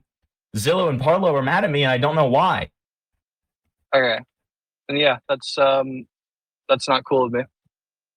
That's very of me, and I apologize for that, Parlo. And you just don't remember that? Yeah, no, I have zero idea. I do not. What exactly happened here? Sorry. There was a instance where I took a photo of us, and that wasn't the problem. The problem. To which I didn't give permission for. By the way, you kind of just did it. You gave me permission. No, you gave me permission to do it, and I sent it to you, and I was like, "Look at this, lol." What happened was, while I was panicking, I sent that to someone and go like, "This was us like literally hours ago," and now he's saying like I'm some horrible monster. It was a panic response. It's not cool anyway.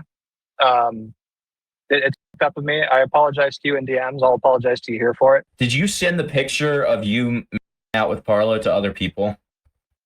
I do not believe so.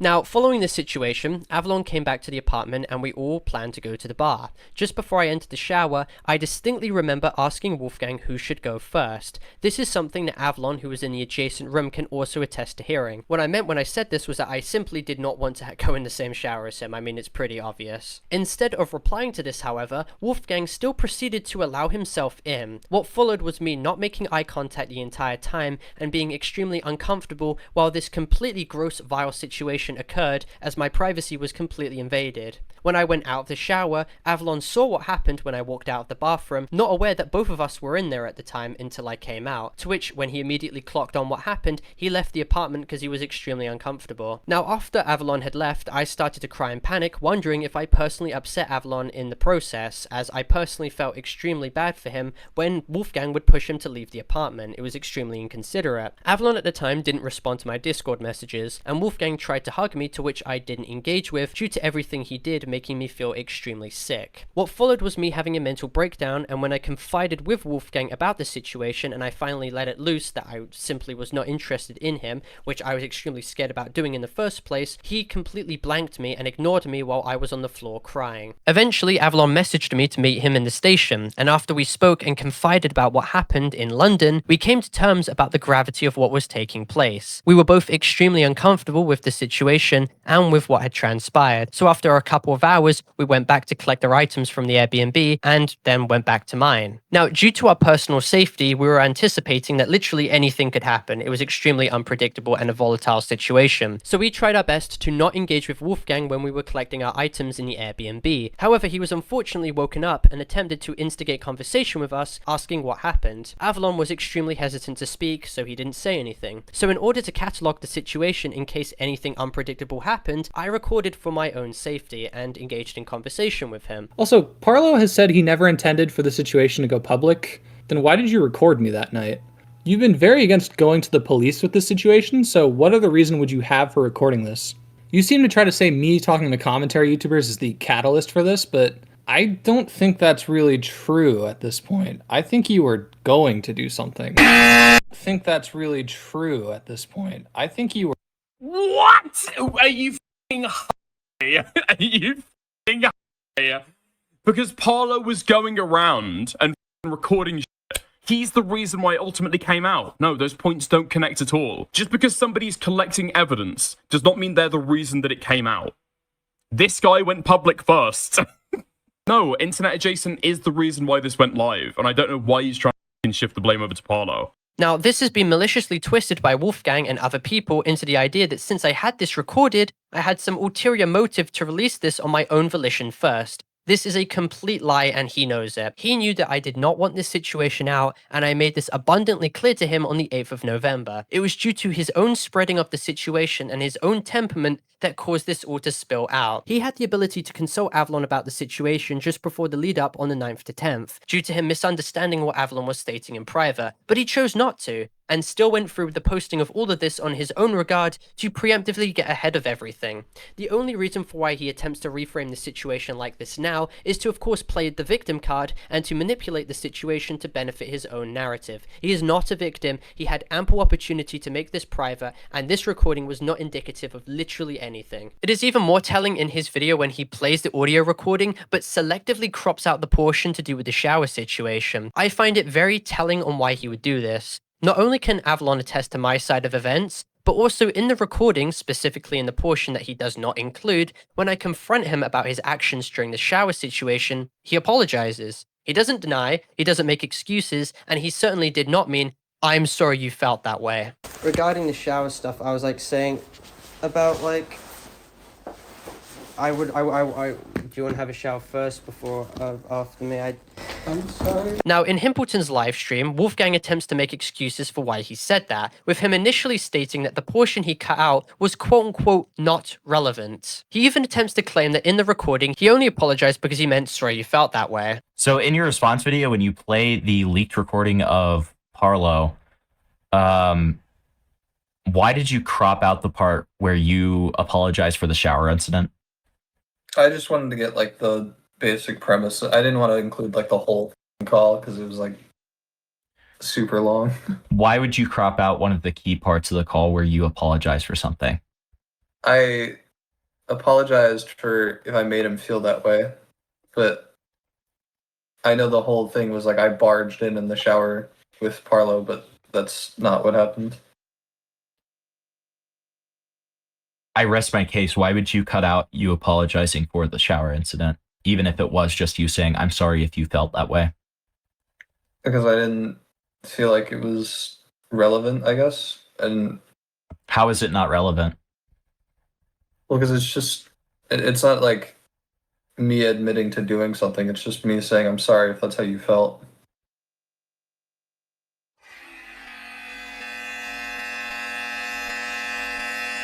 Eventually, when continuing to be pushed, Wolfgang then contradicts his narrative and attempts to levy another excuse for why he didn't deny what he did to me when I initially confronted him about the situation on the 13th in the Airbnb in that leaked recording. He now attempts to claim he didn't deny the shower situation because I changed topics quickly. If you're being levied with an accusation such as, like, I didn't want to engage with you in the shower, if that wasn't the case, wouldn't you naturally respond, that's not true? Mm. But you didn't deny it, and then you apologized after. I said I was sorry if you felt that way. But you didn't deny it, correct? I didn't have time to because he switched to a different topic almost immediately. Because it was like the shower thing, and then he moved on to something else. When the recording is eventually played on Himpleton's stream, it's clear that the topics were not changed very quickly, and even Himpleton states that it is clear that the sorry was not a I'm sorry you feel that way, to which Wolfgang goes completely silent once again, and subtly says Himpleton wasn't wrong for that claim. However, once he's pressed again, he then completely contradicts himself, backtracks, and doubles down. Regarding the shower stuff, I was like saying about like I do you want to have a shower first before after me? I'm sorry. And then regarding like That was just I'm sorry. That wasn't I'm sorry you felt that way.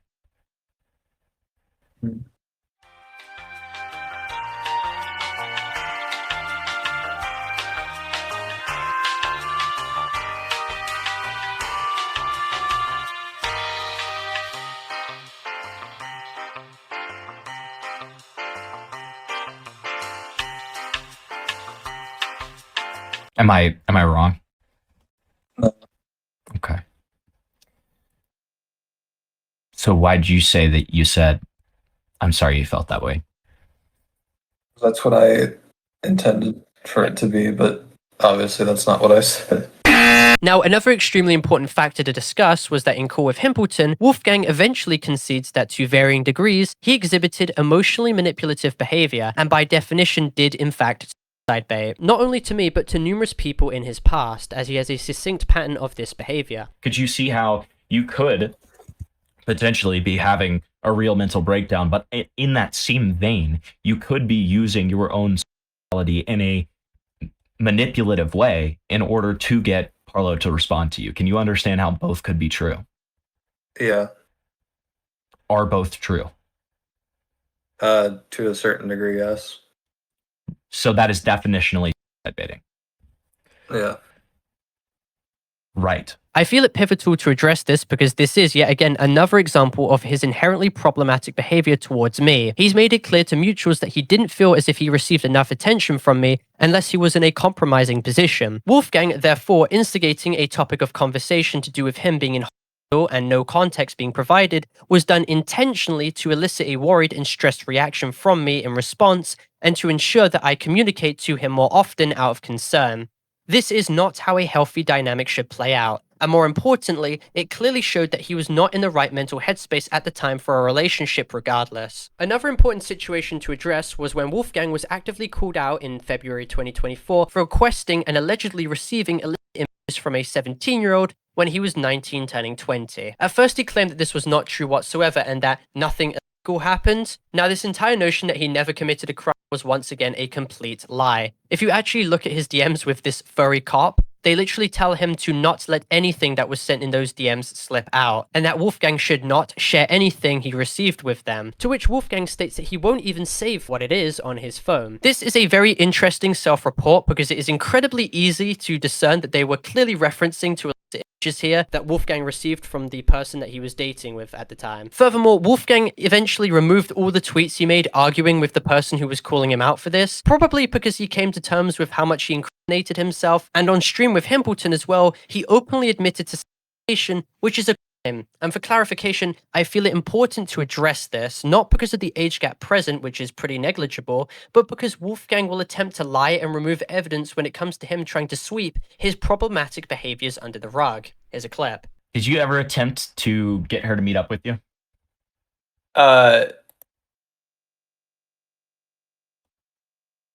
Yeah. Okay. Did you ever attempt to get her to send to you? Yeah. Okay. If you want, I can go into detail about this. We dated for like a few days, like a month before she turned 18.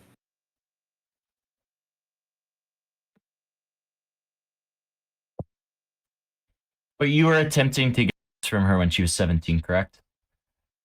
Yeah. Okay. Do you remember being confronted about that? Yeah. I responded very poorly at the time, but now in retrospect, I'm just like, it's 2-year age gap. Who gives a... Well, it is still under federal law. Mm. You know that, right?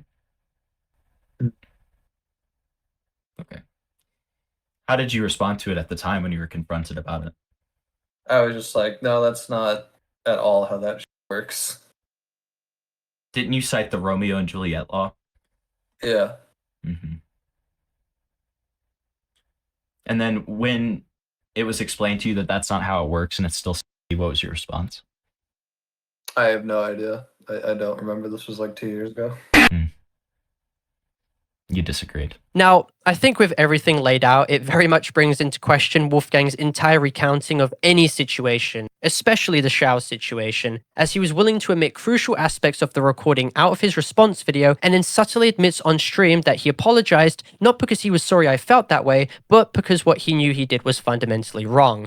Regarding the shower stuff, I was like saying about like I do you want to have a shower first before after me? I'm sorry. And then regarding like That was just I'm sorry.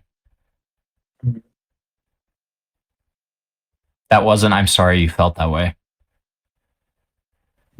The fact that this current narrative has been warped to Parlo lied about being sexually assaulted and that Wolfgang was innocent is categorically false and a complete lie. And hopefully with the numerous inconsistencies that Wolfgang has been caught in and that have been highlighted in this portion of the video, as well as his incriminating admissions, I have made my case very clear in this regard. Both sides of this situation are fundamentally flawed in our own regards, but in no way is my situation comparable to what Wolfgang has actively been caught doing. You cannot fundamentally conflate my situation to what Wolfgang has admitted to. It does a disservice to other victims in the process if this situation is consistently ridiculed, watered down, and belittled. And furthermore, in the process of making crude jokes about this situation, you're allowing Wolfgang to weasel his way back into the community and potentially more people in the process as well. Wolfgang has to be held accountable for what he did. Wolfgang has shown that he is extremely irresponsible with his platform and that he is openly and maliciously willing to lie for as many weeks as possible, only conceding when he is backed into a corner. This is not someone who deserves an audience of people who believes what he says, because he has proven that he is willing to actively deceive tens of thousands of people, completely malign me as a liar, and completely warp the situation to benefit his own twisted narrative when he was in the wrong the entire time and he knew it. He was willing to lie for literally 3 weeks in the process. Unbelievable. Right. IA has admitted to basically everything.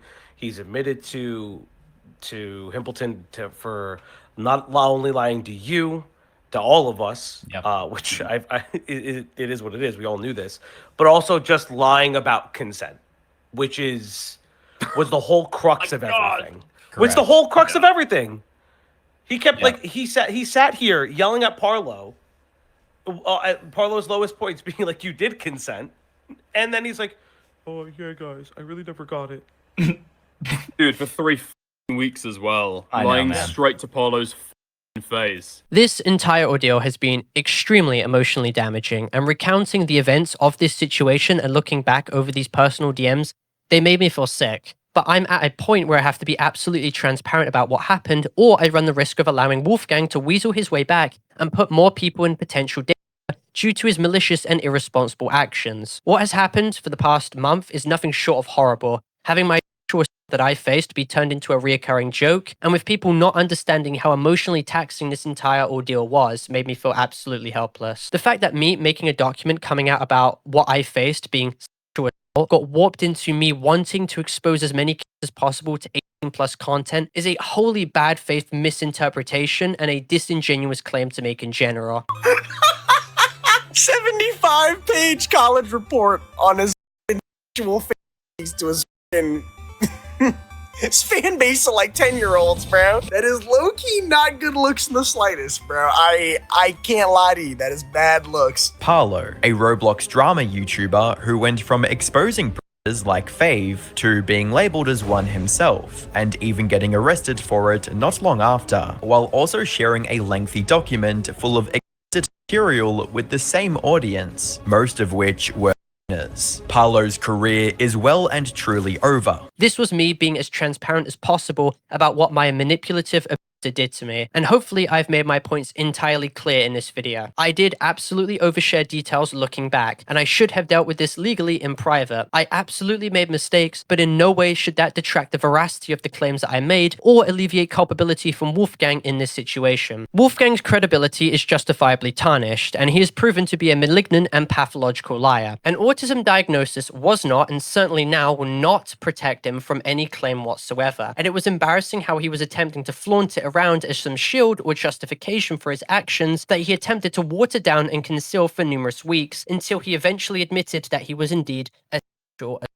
The end story with all of this was never that he just couldn't pick up on body language, it was that he lies about other people providing consent, and that he has a pattern of this behavior before, and that he will lie as much as he possibly can to get away with what he's done. Also, the plausible deniability excuse he utilizes to feign the idea he could not pick up on subtle body language is illogical, as this is the second time he has done this and utilized this exact same excuse. The first time, of course, being his conduct in Anthrocon of 2024. As Gwamgo has put it himself, it is Wolfgang's responsibility to ensure a situation like this never transpired again. With his past history, he should have been a lot more careful. What's his excuse? The full picture becomes even clearer when you realize Wolfgang is trying to argue consent based on extremely selective moments. He points to the second night when Parlo said he didn't want to do anything and Wolfgang backed off, as if one isolated refusal somehow retroactively erases every other moment of hesitation or discomfort. But consent doesn't work like that. Someone telling you no once doesn't erase the pressure they felt on other days. Someone agreeing out of guilt or fear is not enthusiastic participation,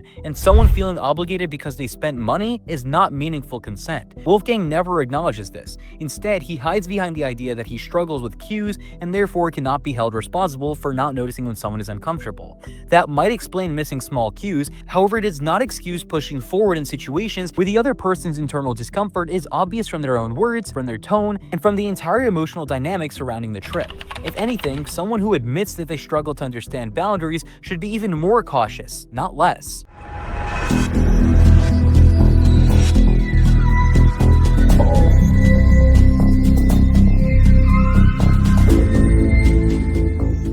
Now, this brings me to the next segment. Now, for the past couple months, a user named Saythe, along with his close associate Dr. Sonic, have attempted to make several videos on me with forged and faked evidence, attempting to malign me as a criminal and a pedophile. In this segment, I want to categorically go over their evidence and systematically debunk it, whether that's voice calls they have provided that are completely cropped and taken out of context, or forged and spliced Discord mobile screen recordings that, while at first may seem genuine, are completely falsified. Then I want to highlight Saythe's allegations of criminal behavior himself, which he's seen openly exhibiting, as well as the disgusting people he openly associates with, proving that he himself is a morally bankrupt hypocrite. Now, in Saythe's first initial video on me called The Truth Behind Parlo, Saythe presents what he claims to be a legitimate Discord mobile screen recording of me admitting to having illicit content to him. Firstly, the screen recording where Parlo admits to possession of out of panic.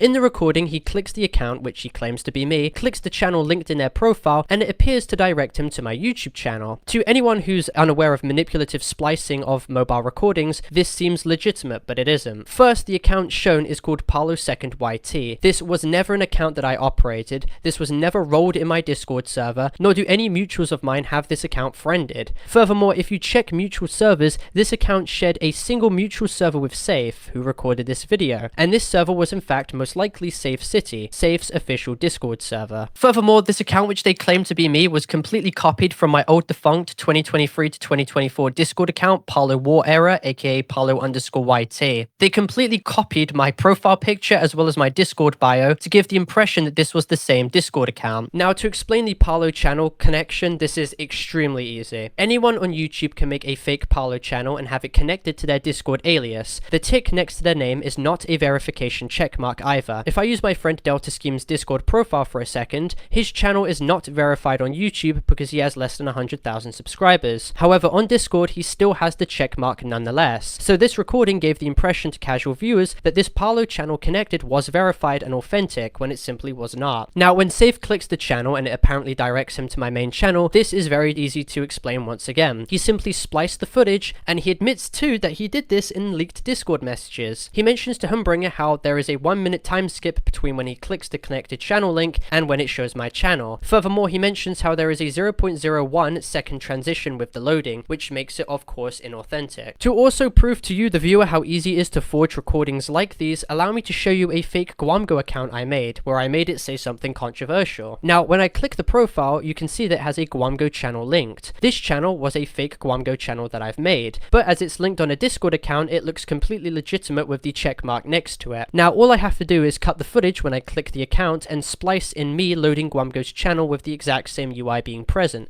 and bam, it looks completely real, as you can clearly see, which I'm playing right now. Now, Saythe would have completely gotten away with what he did with this fake recording if he didn't admit directly to Humbringer that he completely faked and forged this recording to maliciously lie about me for attention. So here we go. Okay, you're watching? Okay.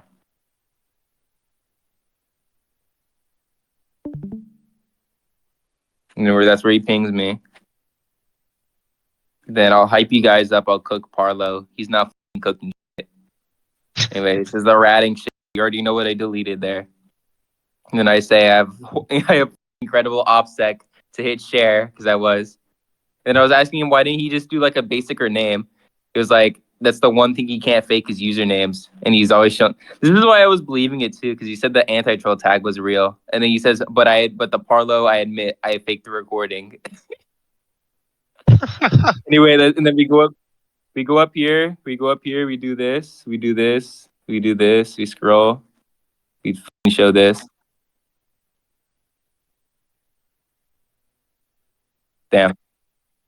All right. Essentially, on screen share, Humbringer had shown his full DMs with Saythe, with me and others present in his call, where Saythe, in these leaked messages, acknowledges that he completely faked the recording and stated that there were two main flaws with the forged recording he had. He highlighted how the 0.01 second transition was so insignificant, however, that no one would have noticed. Saythe also begged Humbringer not to tell anyone that the recording was faked. Even more incriminating was the fact that Saythe, on this account, even encouraged them to try and rat me with a remote access Trojan. This is completely in the US, as it would essentially allow them to have unauthorized access to my device, and this is not the first time that Saythe openly flaunted around this idea. Saythe is seen stating another flaw was the Discord account name, because it is very obvious that I never operated a Discord account called Parlo the Second YT. He admitted that he couldn't fake usernames, and once again admits that the recording was fake. Humbringer then proceeds to show all the mutual friends of this Saythe account to prove that this is in fact him, because as you'll come to find out, Saythe drastically attempted to sweep this under the rug because it completely discredited the lies that he was trying to initially spread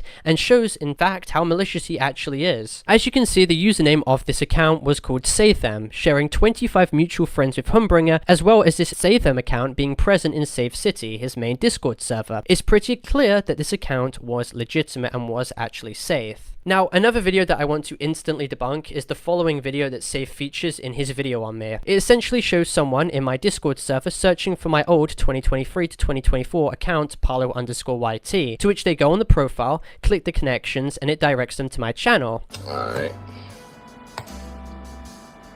Go from right here. You pop this up. Parlo, right? Voila, what do I get, bruh? So triangle, if you're gonna just say that this is fake, I mean, I don't know what to tell you. This might be real, bruh. Now, this is incredibly manipulative, and they're attempting to conflate this Parlo_YT account with the Parlo the Second YT account, and hoping that no one would notice the problem with these usernames. As I stated earlier, they attempted to impersonate the Parlo_YT account by copying the profile picture and Discord bio. So essentially, with this recording, they are completely debunking themselves and proved how bad faith they really are. They were trying to claim that this Discord account, which I actually owned, was the same one shown in Saythe's recording, but anyone who actually pays attention can clearly see they are completely different accounts. They have completely different account tags. Also, I haven't used the Parlo_YT account in very many months. It literally got like warned on Discord and I got locked out of it.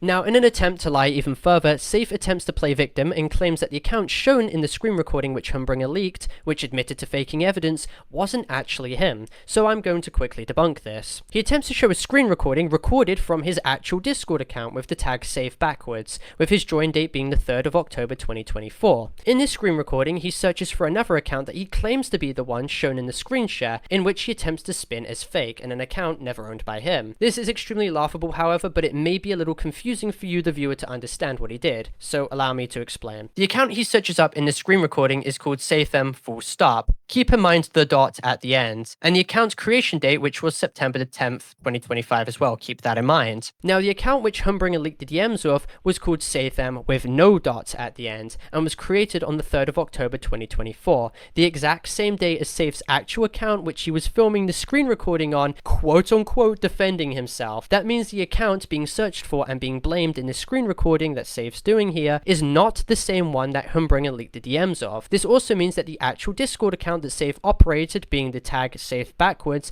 had the exact same join date as the Saythe account which the DMs were originally leaked from, proving that this was the exact same account and that Saythe tried to change the tag to conceal his previous admissions. To basically dumb it down, the account Saythe was using was the one that made the admissions to Humbringer. He was trying to conceal that. Also, if you focus on the date that Saythe sent his messages to Humbringer on, the 5th of September, these messages predate the Discord account creation of the Saythe dummy account, which was created 5 days later on the 10th. So once again, it's a completely illogical defense here. So essentially, Saythe created a new completely different account with a similar tag and attempted to use this as the dummy account to redirect all blame and attention to, claiming that this was an account that he never operated and the one that Humbringer originally messaged and leaked the DMs of. Saythe even forged DMs of Humbringer attempting to make it look like he impersonated as Saythe all along and faked the admissions when that's simply not true. I'll give it to Saythe, it's smart, but when you actually really start to look at this all, his defenses fall apart very quickly. Now, beyond this point, Saythe eventually changed the dummy account tag to his old tag from his main account to reduce suspicion after the Saythe tag with no dot was freed and was available. He then regularly changed the tag of his main account to of course confuse people who were following closely to his tracks. Now, I want to tackle two more massive lies which Saythe attempted to spread in his video, which are unfortunately still being spread to this day. The main one being that I apparently admitted to having illicit material. You know, this all sounds crazy and all, but what if I told you it gets worse from there? To begin with, Parlo during a voice call where he questioned whether he possessed or not, literally accidentally admitted to watching it. As weird and stupid as that sounds, he actually accidentally admitted to it. Here is the footage. If they think that they can make a police report, they're not going to find anything. It's so stupid. Like, I watched this. Yeah, sure thing. Dude, Parlo, you just cooked yourself. You just cooked yourself. You're getting sauteed. Now, if you actually listen to the clip, it's very evident that I'm being sarcastic and the context has just been completely cropped out. I mean, the point I was making was that someone could make a police report on me and the police would not find anything. But yeah, I totally have that content. Yeah, sure. Like, yeah, I watched this. Yeah, sure thing. Even the people in the call, most prominently Humbringer, acknowledges that this statement was simply just an edgy, satirical comment. Sure, maybe in bad taste given the circumstances, but it's not indicative of anything. It's just Saythe once again throwing anything he can against the wall to see what sticks, and he is so unbelievably bad faith that he will twist something that is so evidently a sarcastic comment to which he knows is a joke into a quote-unquote genuine admission. Now, in order to corroborate this already pathetically false Saythe and his associates utilize another fake recording, this time apparently between me and a user named Investigator, where I apparently once again admit to having content. Then he proceeded to deny it to Investigator. Here's a screen recording of that.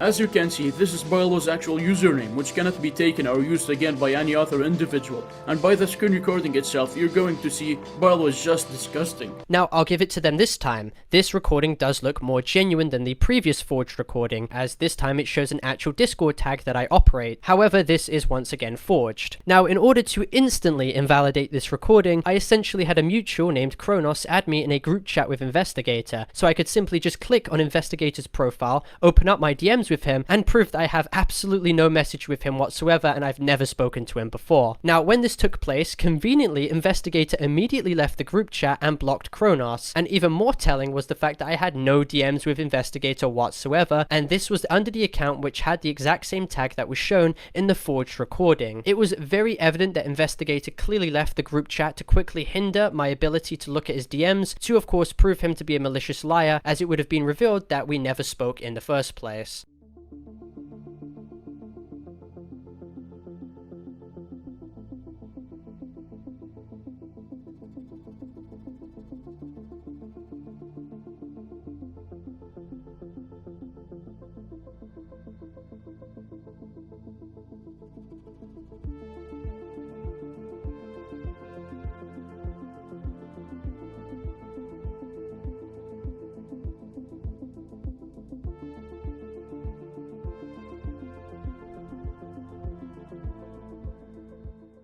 Now, since there is absolutely no DM history between me and Investigator whatsoever, this once again proves that the second recording is completely faked and forged and not true. What is even more telling is that Investigator himself has done disgusting things, such as actively changing his profile to box information of a minor to harass them and drive them off the internet. Clearly, Saythe and his associates who he situates himself around are objectively abhorrent people who wish to forge accusations against individuals they hate purely to harass and defame them so they can deflect away from their own actions. They get some sick kind of satisfaction off of what they do, and unfortunately they trick so many people in the process into believing their lies, so they'll just only continue to do this to more and more people. He also swallowed numerous other minors, such as gnats and other minors that prefer to be anonymous. I'm not even finished. He was also trying to peer pressure a minor into playing the mod with him, which, if you don't know, is a Minecraft mod absolutely not made for Minecraft.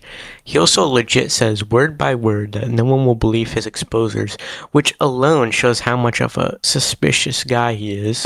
More completely fake screenshots are also provided with absolutely no evidence whatsoever to prove that I've ever said this, and once again, burden of proof falls on the accuser to confirm the veracity of these Discord messages, which they simply do not do. But as we know, Saythe is a malicious and false accuser, and they've proven that they absolutely have no credibility when it comes to situations like these. It speaks volumes that no recordings are shown of these supposed messages that I sent, and even more telling was that I've never messaged a person named Hexington, and when I search for these logs, it comes up with absolutely nothing. I don't have any DM history with this guy once again. Also, the fact that this isn't even the first time he's been caught talking sexually to minors. He's been doing this since almost 2023. Here are screenshots from back then literally showing him talking weird to minors. Notice how one of the old screenshots say he only dates kids and he coincidentally gets catfished by kids, you know, like Dupe for an example. Strange. Now, what I do find hilarious is when they attempt to conflate these obviously faked messages with edgy jokes that I did say in 2022 to 2023, that albeit are extremely cringe and edgy, but once again aren't indicative of anything. The top left screenshot was sent in my server when I was 16 and stripped of all apparent context. The next screenshot was evidently a joke of me pretending to be a Discord moderator, and to which Dupe in 2024 stated was a joke himself. Yes, it did age horribly given the context of Dupe later admitting to being a catfish and having lied about his age, but this is not a genuine admission of anything. It's not indicative of anything. It's just a dumb joke edgy comment that I made. The Maple comment was once again a joke. They were 17, I was 18, and we are still friends to this day and are on good terms. And a top right comment was another dark humor edgy joke I made for attention when I was 16. I mean, bringing up these screenshots is emblematic of maliciousness, especially when taking into account what they're trying to insinuate when bringing up these jokes. Their intent is abundantly clear. They're mixing edgy jokes with forged evidence to try and malign me and maliciously slander me. Now, I want to focus on the final two largest claims levied against me that are completely untrue coming from Saythe. Now to the next point, Parlo tries to deny the recordings of him admitting he was aware that he was a literal 2-year-old. Parlo. Dude, you were legit in the server, there are logs of it. Hey, let me speak, guys. I have one question. What? Okay, hey. No Nyvalk versus Parlo. Who will win no this attitude. round? Meanwhile, Nyvalk got a little clip of me saying retroactively looking back at the Dupe messages, I can see that there are a few red flags. I saw red flags that he was One of the largest claims was when he took what I said in a Discord stage with him and 20 other people completely out of context and attempted to frame what I said as a genuine admission, being that I somehow knew Dupe's actual age at the time when I clearly didn't. Meanwhile, Nyvalk got a little clip of me saying, retroactively looking back at the Dupe messages, I can see that there are a few red flags. I saw red flags that he was 12. I knew that he was a grader.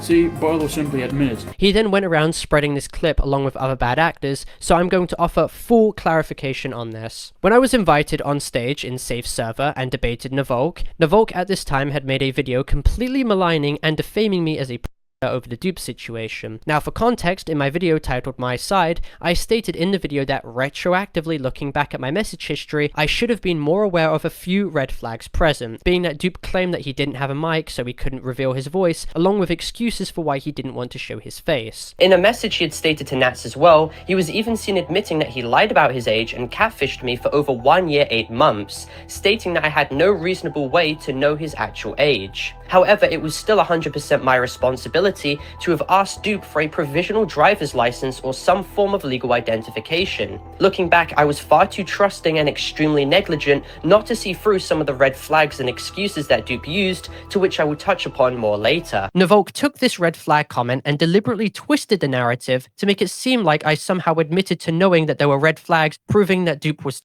I again have no idea how he derived that claim if it wasn't just him being extremely malicious saying this, because not once did I ever say that in my response video. I hate Parlo, I hate his fans, and I hate his content. I'm done hiding this. Parlo is a In this video, I will reveal the truth. Parlo also failed to verify that Dupe was 16 and 17.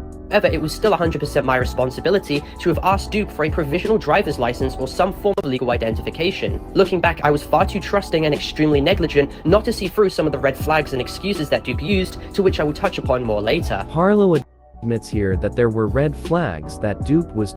And Nyvalk even eventually removed this video from his channel without offering me any apology or public retraction for openly maligning and defaming me as a. Now, on the stage, I confronted Nyvalk and paraphrased exactly what he said in a combative tone, being that he took my red flag comment and manipulated it into being something that it wasn't. What? Okay. No Nyvalk versus Parlo. Who will win No this attitude. Meanwhile, Nyvalk got a little clip of me saying, retroactively looking back at the Dupe messages, I can see that there are a few red flags. You derived that to being, I saw red flags that he was. I knew that he was a grader. He is a, and then you use ChatGPT to do it. Do you know how that is? I'm just trying to ask a question. You literally. All right. So, I don't believe the video proof. I don't think that's you. Unfortunately, however, this was completely cropped out of context and made into some admission that I somehow knew that Dupe was. Again, this is not true whatsoever, and hopefully with the full context being presented, it adds a lot more clarity to the situation. Again, Saythe completely lied and twisted the narrative to benefit himself, and managed to get away with it for months. Nyvalk even attested on video that the clip was completely taken out of context. Can you just confirm for everyone on the record that the clip that Saythe was leaking out of context was just completely and utterly cropped out? Yeah, so from what I remember in that call, you were debunking a claim that you allegedly knew the age of Dupe and like that he was like a grader, which Saythe cut out the first part of it where you were talking about people were saying that, and he just cut the context for the clip himself. Now, the final largest claim Saythe utilizes against me was once again completely taken out of context. And also to brush off these people who got uncomfortable by that content is not videos, is also Alright, then the one is cropped. If it's cropped, then you did see it, right? Why is that? So what? What do you mean, so what? So what? What?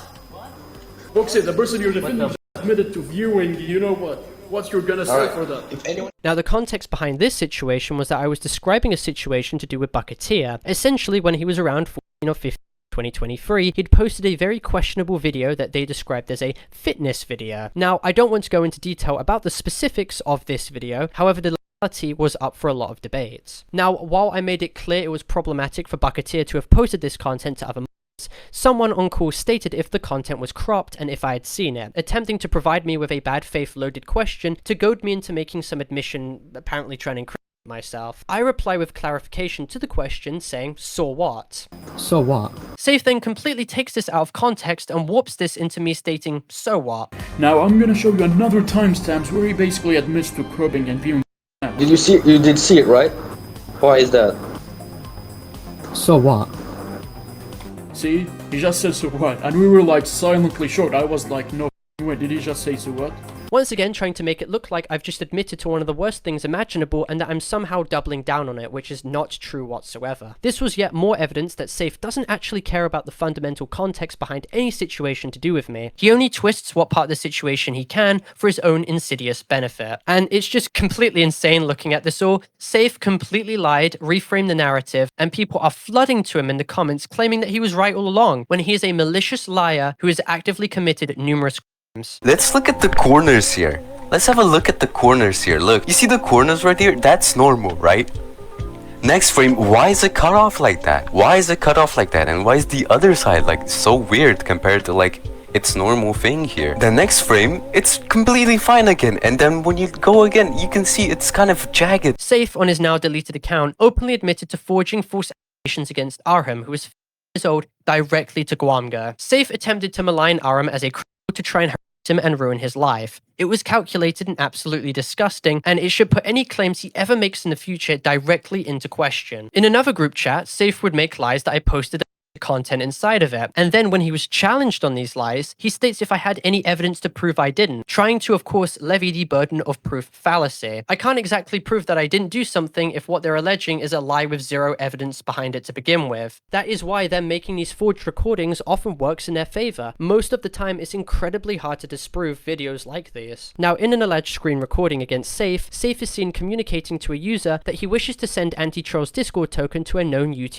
team member called FPS, in hopes that FPS would then spam content under anti-troll's account to frame him. This user is then seen directly admitting to Saythe that they too had content and that they would want to participate as well, which Saythe is then seen allegedly stating, "Do it, I'll blame FPS for it." So if this recording is indeed true, then Saythe was complicit and actually encouraged behavior on his own volition. And this is the same person who is attempting to forge evidence against me for the exact same thing, which is extremely hypocritical. Saythe was even seen directly communicating with this same user on how they would download all of anti-troll's DMs and then spam on his account to frame him once they token log his account. Saythe was even seen discussing with FPS on how to get anti-troll to install a remote access Trojan onto his computer to compromise his account. Saythe even showed his DMs with this user on YouTube, further proving the veracity of these Discord message logs, and with him even being seen in these messages encouraging the person to once again spam content to other users, making himself look worse in the process. In another screenshot, Saythe is allegedly seen bragging about having the address of someone and having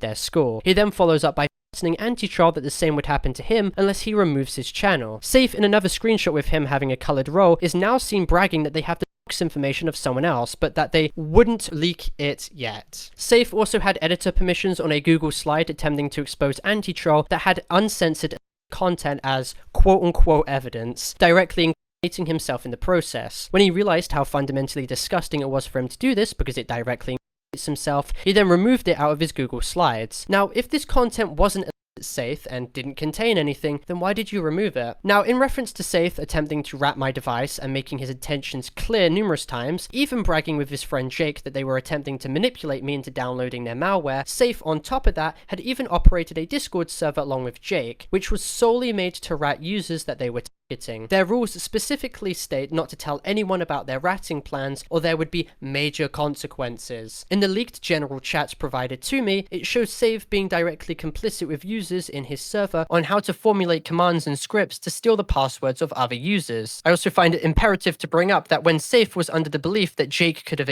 someone, Saythe was seen stating in reply he wouldn't care if it turned out to be true, only being focused instead on how they could work together on manipulating me into downloading their malware so that they could compromise my accounts, once again showing how morally bankrupt they really are. Saythe was even seen a smaller YouTuber named Warren, claiming that if he refuses to quote-unquote agree to peace, then they would just straight up go after him and at him. Saythe then follows up by stating that they're not trying to silence him, only that they want to end their drama on good terms. Saythe then states that pizza would be the least of his concerns if he fails to comply, to which he then openly him with the consequences that would follow if he refuses to engage, which are far more insidious. Saythe then once again states to Warren that you better end this on good terms, you don't want to risk your whole life for this. Now, it's pretty clear that Saythe would be complicit in the harassment that directly follows Warren. He's wording what would happen as if he has some subtle foreknowledge, but it's crystal clear that in private, he operates servers where he works directly with other disgusting people to try and harass vulnerable targets that he can ruin the lives of. Now, hopefully this segment gives a lot more clarity in regards to debunking the sheer amount of slander, misinformation, and bullshit spread by Saythe, while also highlighting how malicious he truly is and exactly how he operates when it comes to him maligning and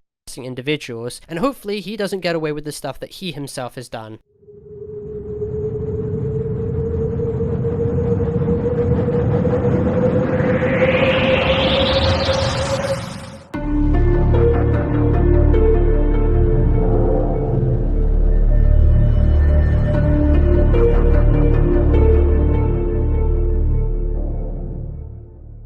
Now, for some reason, due to all this misinformation and of course the drama, people have attempted to rewrite the Dupe situation and now use this to of course slander me as a predator in bad faith. Again, just because I made fundamentally bad financial decisions does not now change the context behind the Dupe situation, which is completely mutually exclusive. They are two different situations and nothing with this current drama invalidates the fact that Dupe still admitted to catfishing me for over 1 year, 8 months. And it certainly does not change the fact that Dupe lied about being seen it numerous times in 2023, early 2024 when I was 18, and lied about being 17 numerous times in 2024, early 2025 when I was 19. Dupe lied about his job, lied about him going to college, faked his own spin with a fake legal date of birth, and faked archives of his face with an image of a selfie he claimed to be his. Reasonable belief absolutely applies in a situation to do with communications online, and no images were ever solicited in the first place. The police as of currently are investigating the situation, and we are providing them with all the evidence they need in the process. Nats, the person who made the initial police report, gave them barely any context, omitted crucial information that Dupe lied about his age.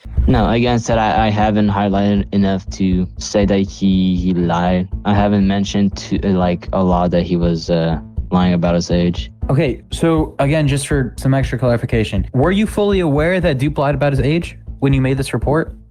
Yes, I was fully aware. And openly tried to spin me as a predator to maliciously defame and harass me. Now, to add on to this segment during the production of this video, there are two main claims that have emerged from the Dupe situation. One being my messages with Dupe regarding in our dynamic stew of consent, and the other being how reasonable belief would be derived in this specific situation, so allow me to explain. Now, the first onslaught of misinformation came from a user named Mr. Negative, the same person who actively reposted clearly forged Discord DMs which came from Saythe, which he did not bother verifying the authenticity of whatsoever. Even more ironic was that when it was revealed in Gwamgo's videos that these screen recordings were completely forged, Mr. Negative still refused to remove his tweets which originally signal boosted and spread these faked recordings in the first place, and refused to apologize or even retract his statements. For someone who attempts to spin those he doesn't like as liars who refuse to accept fault, he seems to have unfortunately fallen in that exact same category himself. As I've said previously, his belief that Dupe was not reasonable. Parlo may have believed that they were at the time, but his belief was not reasonable. Blindly believing whatever the person tells you without knowing how they look like or sound like and continuously engage with this conversation is unreasonable. Now, moving forward, this part may be a little confusing, so allow me to be clear. Mr. Negative is attempting to essentially degrade the reasonable belief defense that I have, essentially under UK law in reference to communications with a child. If the defendant has the reasonable belief that the person they are messaging is above the age of 16, then no crime has been committed. This also applies directly to the notion of arranging to meet too. Now, before I go over comprehensively how reasonable belief absolutely applies in this situation, I want to also make this part abundantly clear. In my 2 videos fully addressing the Dupe situation, which is still up on this channel, I mentioned how in retrospect, looking back on the messages I had, I could see 3 distinct red flags. In my video titled The Truth, I mentioned how at the time Dupe made statements that made me very uncomfortable, and to which I screenshotted as soon as he stated these, and that looking back it made sense to why he acted so immature like this, since of course this was the benefit of hindsight coming into play. Dupe is also someone who is extremely and at the time I didn't understand why they were so edgy and didn't take things seriously at all,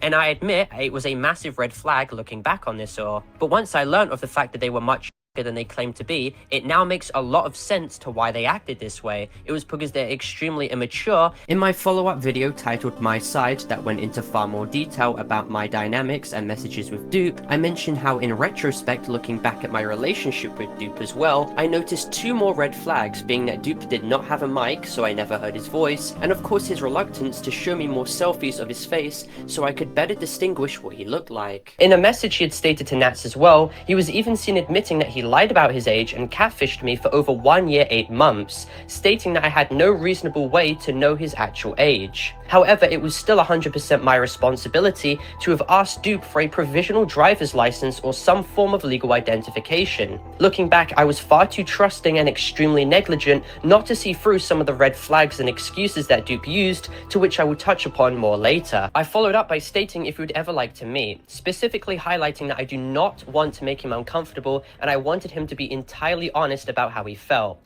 stating that I did not wish to dissuade him. Dupe highlighted only if I ever wanted to, and that he wanted to date me for a while before we ended up ever meeting. I was seen agreeing completely while prefacing the fact that I was referring to meeting in the distant future, and I wanted to better build up trust and get to know them beforehand to ensure that we don't rush into the relationship. This document also systematically obfuscates the many times I tried to further verify Dupe's identity. I highlighted how I was down for us to share selfies so we got to know each other better, but stressed the fact that I did not wish to make him uncomfortable with that proposition, expressing my want for complete transparency, to which Dupe affirms that he was not uncomfortable by this remark I made. These messages took place on the 8th of August 2024. I also further state that I would not leave the images or store the images of his face. This was because Dupe personally told me on the 4th of July about how his ex maliciously leaked private and personal images which Dupe had sent to him without his consent.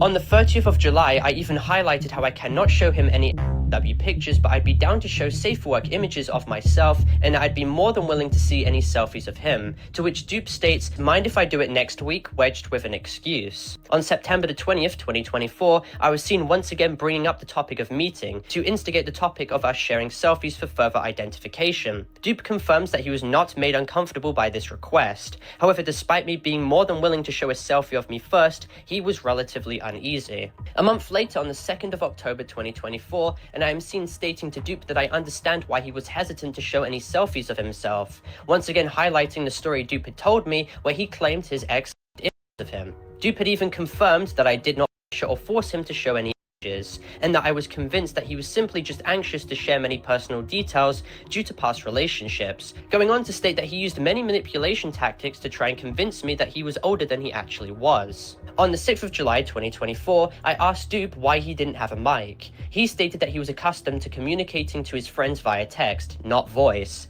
I of course wanted to know what he sounded like, and asked him to get a mic, to which he claimed that he would order one. There was no hesitation from Dupe in these messages, and I was clearly under the idea that he did not have a mic, so there was nothing too out the ordinary in my opinion at the time about this all. And again, people may point to Dupe claiming to not have a mic or his reluctance to show me his face when the topic of meeting was being discussed, and may attribute these to red flags, to which you'd be right. However, I believe Dupe had actual logical reasons for why he did not want to disclose his personal information, such as trust issues caused by past trauma, and as he stated, I did not want to pry or him for that. I had even brought up in October that it was quite hard to distinguish who they were just by text, and I wanted to know a bit more about what they looked like. Sure, I saw images that they claimed to be them on Spin, but I wished to further verify before the relationship progressed. Now, Mr. Negative attempts to point out a non-existent contradiction to try and paint me as a dishonest person by claiming that I never stated that was a red flag I picked up on. In the original video, Parlo acknowledges that these 2 screenshots were in fact red flags. Throughout the video, he does not mention Dupe being racist. In fact, the word racist was never mentioned. So when Parlo said that the red flags was Dupe being racist, he was being dishonest.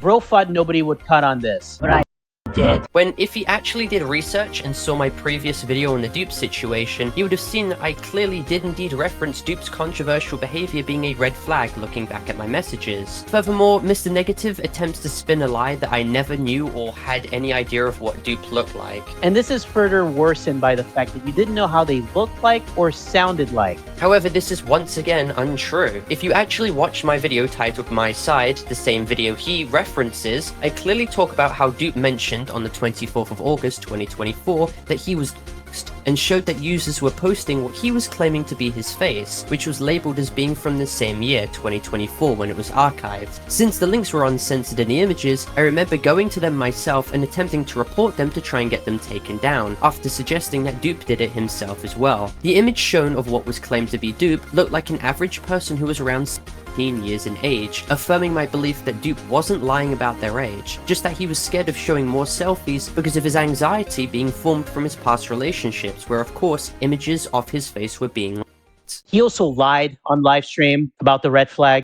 These two red flags being that he didn't know how he looked like or sounded like. That's because Dupe was unwilling to show a selfie of himself and claimed that he didn't have a mic. In this scenario, a reasonable person would not engage with them, which is the exact opposite of what Parlo did. He saw red flags and ignored them. He saw red flags and ignored them.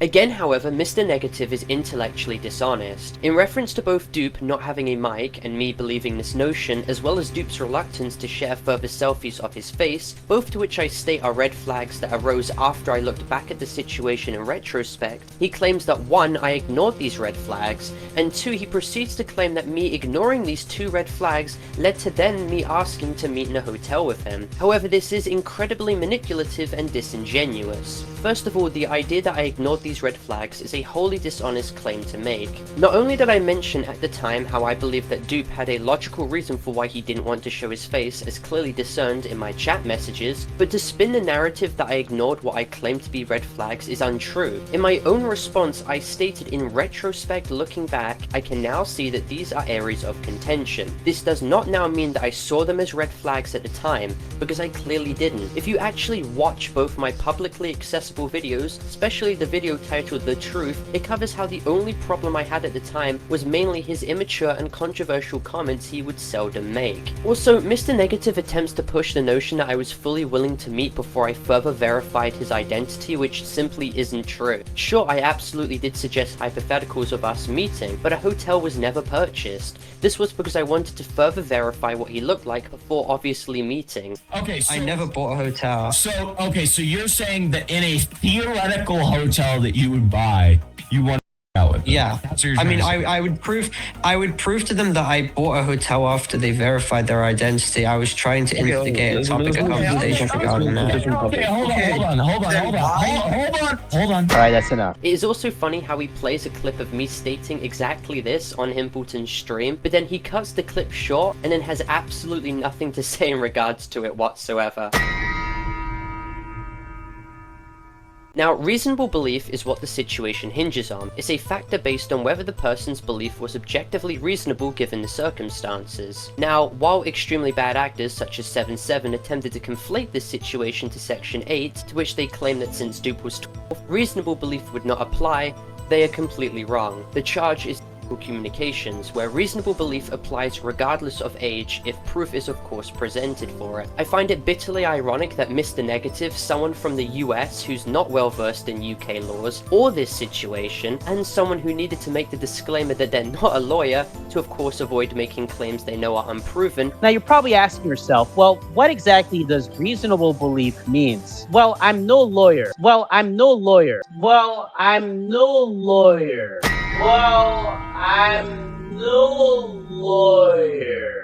Acts as if they're the moral arbiter of justice here, and acts as if they have any say whatsoever on how reasonable belief would be applied in this case. Their stance, their take, and their opinion does not and will never matter in this situation, especially when they've been proven to be someone who spreads proven misinformation and refuses to ever retract it. For context, Dupe made elaborate lies about their job, specifying work times and what supermarket chain they were apparently employed at. They referenced being multiple times throughout 2023 to early 2024, and referenced being numerous times in 2024 to early 2025. Dupe claimed to have done his GCSEs and that he would be going on to college once he turned 18, even establishing what courses he would do. His age remained consistent, it never changed, and the examples of us joking about having different ages were just that, edgy, stupid jokes, not indicative of any admission whatsoever. Dupe claimed to have been doxxed and that his privacy was violated with people what he claimed to be images of his face. When these images were being reverse searched by me, nothing came up.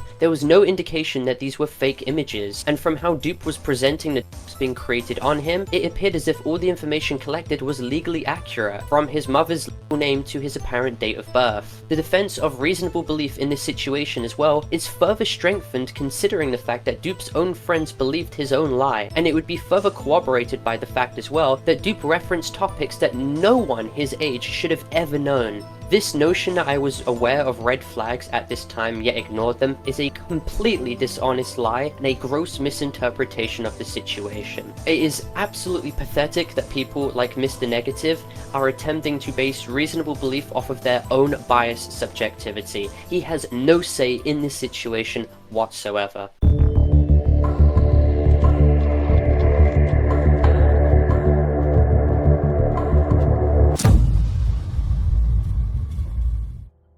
Now, another large segment I want to cover is BuckID's video where he attempts to spin the narrative that I had a and that I faced. So for this segment, I'm going to have to be extremely transparent about what happened and my complete stance. From January 2023, when I first heard the abbreviated term, to now the making of this video, to of course go over the full picture. Now, I want to make it clear before I break this down that I attempted on 2 occasions to consult BuckID about his video and his points, in a mature and reasonable manner. On both of these occasions, he completely brushed me off, as well as insulting me, and claimed that he had other better things to do with his time, showing that he had absolutely no willingness to approach this topic in a good faith or level-headed manner, and he certainly didn't want to be cordial with me. In both these responses, he left the group chats and even had me blocked. I also want to make this point abundantly clear too: the idea that I ever as a clear victim of SA myself is an absolutely disgusting and gross lie. It is clear by these accusations that BuckID stands to be as disingenuous as he possibly can, by not only conflating terminologies and publishing personal topics about me to thousands of people, but also by pinning me in a position where now I'm obligated to speak about my actual stance about this all, because now I'm being accused of having a and being into simulated when that is not true whatsoever. Consent has always been something that I strongly abided by. There was no little loopholes or anything when it came to it. It had to be clear, and it is something that I and other people are obligated to take extremely seriously and approach very cautiously, as I have.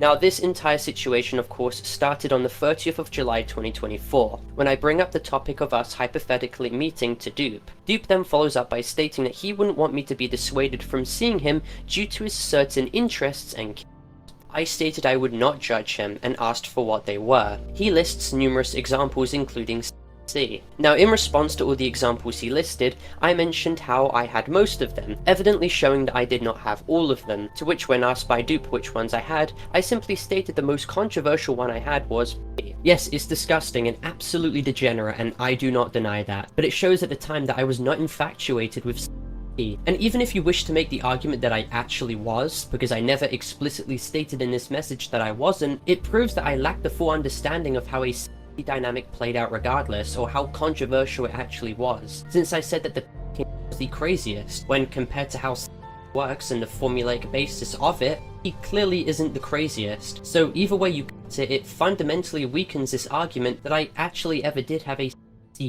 and that I knew what it was in its entirety. Now, a few days later on the 7th of August, I asked Dupe for what he was into again, because I completely forgot, to which he lists new ones, but relays once again that he is into C.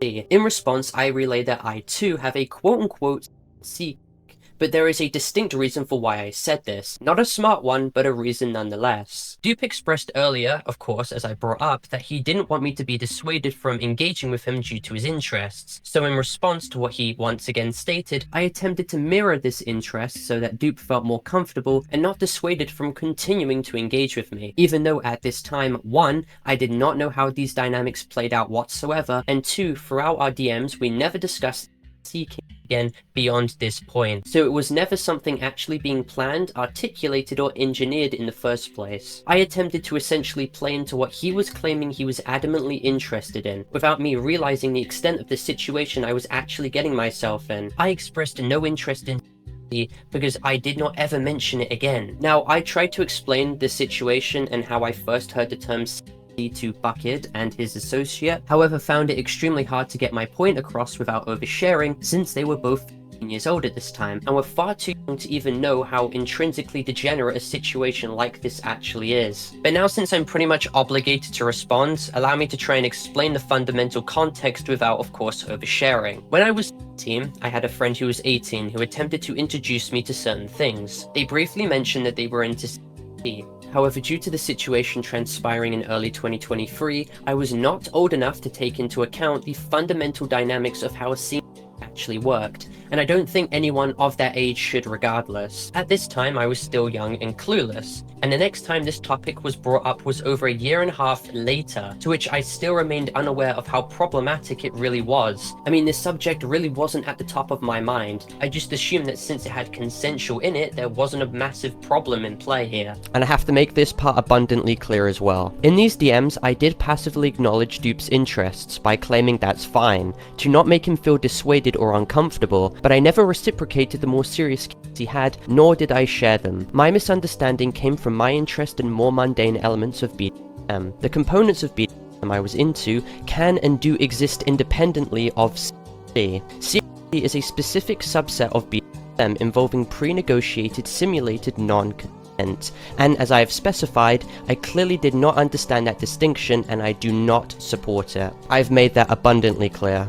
Now, in early 2023, I was under the idea that choking was simply an example of CRD, because when I was 17, sometimes it'd be done to me. The interest in choking also coincided with the thinking I also said to do, strengthening my claim. I said it to BuckID in July 2025, 5 months ago, and I'll make it crystal clear again. I did not want to simulate with Dupe. This is further pushed by the idea that Dupe on the 25th of August 2024 claimed that he was also into Saythe, which I never even heard of until he brought it up, and it is insane that someone of his age knew this term. Now, I originally relied on his definition of what it was, because I didn't even know what it meant. Dupe claimed that it was basically one person engaging with the other while they're asleep, however affirming that it was consensual and not wrong.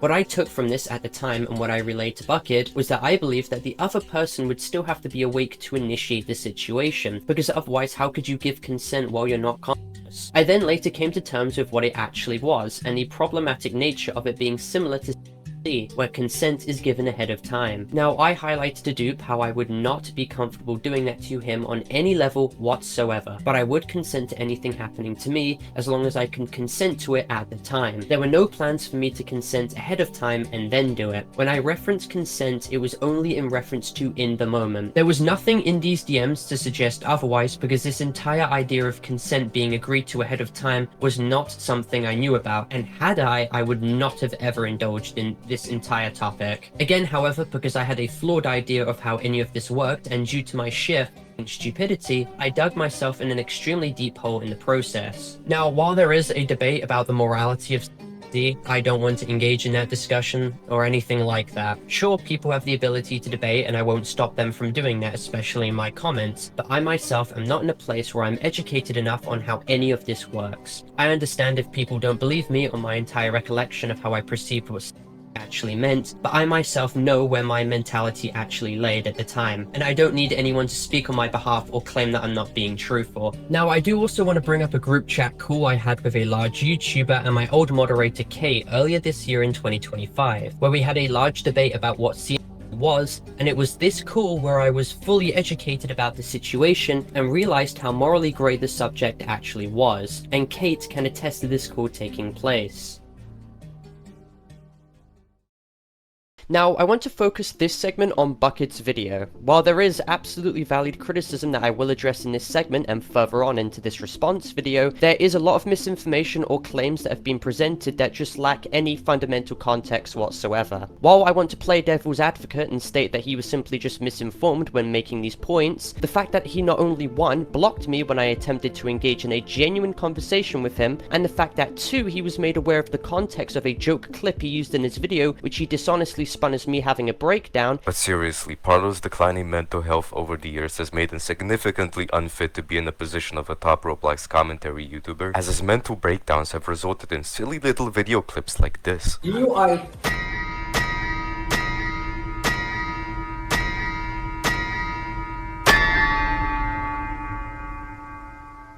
yet offered zero clarification rectifying this, I'm currently under the notion that he simply just has a bias against me due to his very apparent vitriol, and he is not willing to be charitable in the slightest. Now, the first claim he makes is that I'm solely doing YouTube just for the money. In order to push this claim, he references an out-of-context message I had stated to Dupe in February of 2024, as well as me posting my earnings for my soul-driven love defense video in a YouTuber Discord server. That's not even mentioning that Parlo doesn't really fucking care about what he does as that sort of YouTuber, because in the Dupe chat logs he is seen saying, quote, "I can't quit YouTube, I need the money, but I want to leave and never come back." He doesn't fucking care. You know what he did after uploading his first soul-driven love defense video? He went into a Roblox YouTuber Discord server that we shared and he showed off the revenue he got from it. The revenue in question was a staggering 680 pounds that he made off of that single video in the first day, which in USD is almost $900. He obviously doesn't fucking care about what he does, whether it's disproving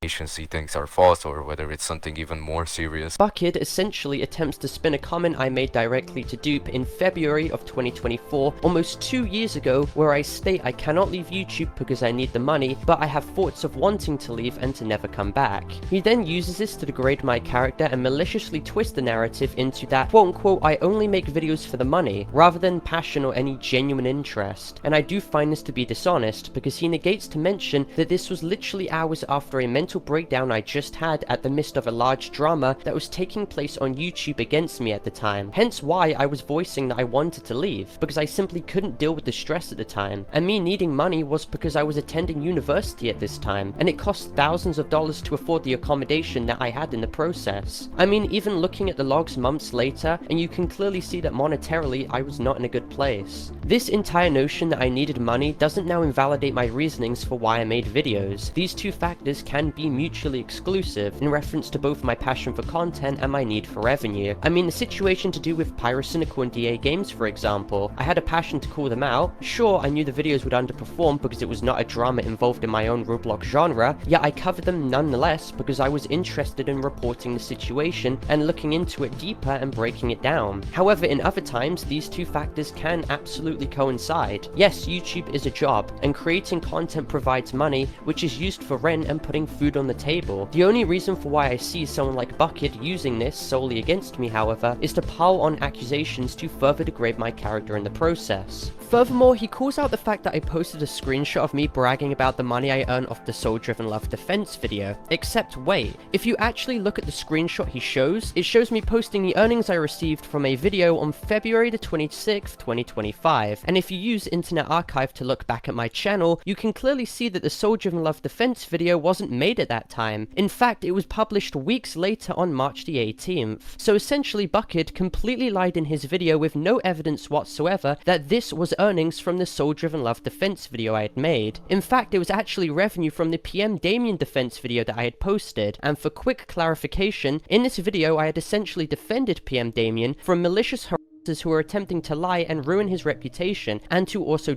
them in the process, and to which PM Damien was supportive of me making in private. I mean, sure, it was me tooting my own horn in a way by posting these analytics, because I was happy about what I did, being that one, not only did I help a fellow YouTuber against literally career-damaging false claims, but two, it got a lot of attention in the process, meaning that less people would attempt to do this to other YouTubers in the future. And again, it certainly doesn't mean I don't care about the content I'm passionate making. One can be interested in getting money from the job they do, and also covering topics that they want to cover. I'm not sure why BuckID attempts to paint these as diametrically opposing factors. And since we're bringing up the soul-driven love defense video in the process, let me give some quick context. Around the time of me creating defense videos for other large influencers like Goldfishies and PM Damien, I was added into a Discord group chat with soul-driven love and their at the time girlfriend Ava. In this group chat, we consulted for hours about all the claims made against them, and this video which was being created took a very long time for my editor to produce and contained hours upon hours of information, testimony, and screenshots. This as well was a video that I was extremely excited about making because I genuinely believed that Soul was a victim of severe defamation and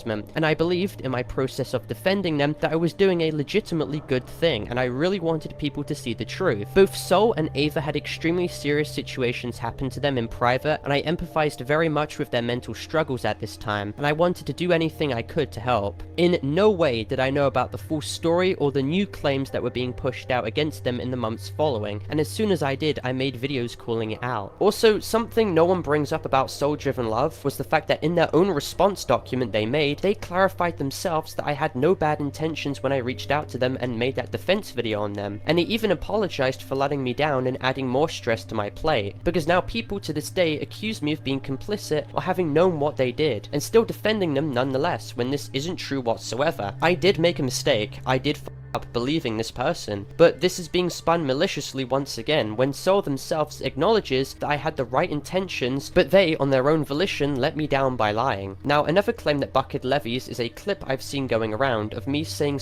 that I can claim to my friend in a Discord call back in 2023, which he paints as a mental breakdown that I had, of course with no context provided. First of all, this is not a breakdown I had, and I do not know why this is being used to etch the argument that I shouldn't have a platform, when this was a joke I made in call with my mutual Maple, aka Ashlyn, who I'm still friends with on Discord to this day. By listening to the clip too, you can literally hear them laughing in the background as well as my voice breaking because I was finding humor in the situation. Don't ever say that about it. I literally, all the boys which I had to deal with was... It is very obviously a joke, which was then recorded by a user named Vintage and sent to his friends, where it eventually was spread. Of course, Vintage knew that this was a joke, however, when it was spread to enough people, it then started getting twisted. When I brought this up to BuckID as well, he simply states, it sounded like you were having a mental breakdown, while also following up with the fact that he had seen this clip originally with no context to begin with, so he simply based this entire claim in this video on his own subjective opinion, and he follows up with doubling down by stating it made my character look worse regardless. Why?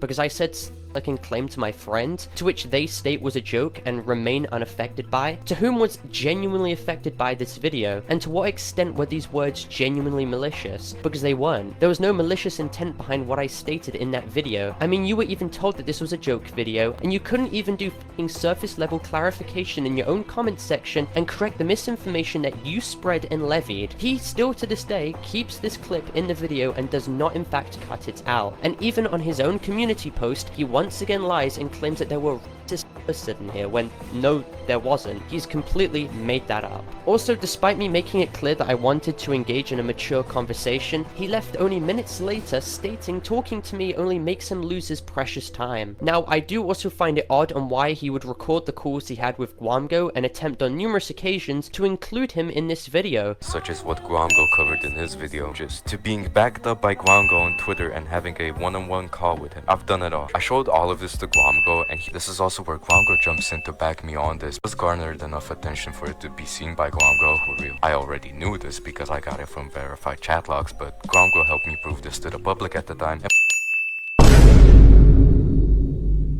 Despite the fact that Gwamgo apparently gave absolutely no consent to be recorded, let alone even included in this video. And this is not the only time he's done something like this. Initially, when he was responding to the Homotopia stuff in 2023, he only posted a highlight clip of his stream on his second channel, which had 2,000 subscribers at the time, marked it as a response and called it a day. Not to mention, the clip was only like 5 minutes long, and that's because he completely glossed over everything and even lied in some instances. For more information on that, you can check out this video by a certain someone who I apparently can't even say the name of, but I'll just put up the video on screen. I also find it interesting how BuckID attempts to cover my initial response to the Homotopia situation, which albeit was a poorly made video which was created over 2 years ago. However, I still find it worthy of criticism on how he promotes Gone Fishing's video on the situation, yet provides no sources of my well-structured response videos and document that followed. Now, when I confronted him about this in private, he claims that he was only highlighting this to cover how I initially poorly responded to the situation. That's fair, but it's also fair to criticize him for avoiding to address my public Google document in which I had created that proves comprehensively via archived chat logs that I was simply not active in the server. It's only fair that people have access to both sides of the situation, especially when covering serious topics such as what took place with Homotopia. Now, this all, however, absolutely does not take away or detract from the genuine criticisms levied by BuckID, being the absolutely unacceptable and disgusting comments I made when I was 17, 2019. This does not reflect the person I am today, and I cannot even remember the last time I made edgy comments like this for attention again. For further clarification, there is no excuse whatsoever, and there should be none, for saying something like this. So yes, I do absolutely apologize once again for what I stated back in 2022. Now, as for the theory comments between me and Dupe, I will address this more in detail later, but these comments are absolutely not acceptable either, and are not indicative of my political opinions now whatsoever. Furthermore, the joke comments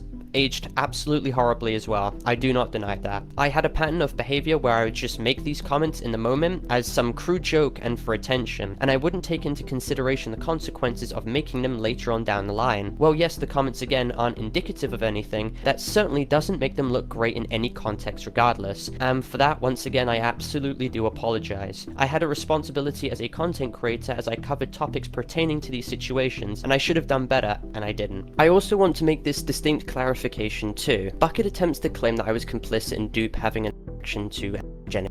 For this claim, he levies 2 screenshots, with the context being charged messages that Dupe made in reference to me. Now, I want to make this explicitly clear. In these chat logs, while I thought that the wording was odd, nothing gave me the impression that he was actually referring to animalistic content. I only believed he was using these words in reference to me and me alone. Furthermore, these terms in that context were never used again, and I had made it clear to Dupe in DMs beforehand that I was disgusted and didn't like that content regardless. You can see it in this screenshot. I never directly played into that type of artwork whatsoever. Additionally, in other dynamics I had, specifically with Wolfgang, I had made it clear that I found his legitimate interest in to be completely reprehensible and disgusting. The difference I perceived with Wolfgang and Dupe was that Dupe made offhand remarks, and playing devil's advocate, that doesn't unilaterally mean he was actually interested in this content. Wolfgang, however, was absolutely interested, and this was made abundantly clear to me numerous times, to which I made it clear in response that I was diametrically opposed to this content.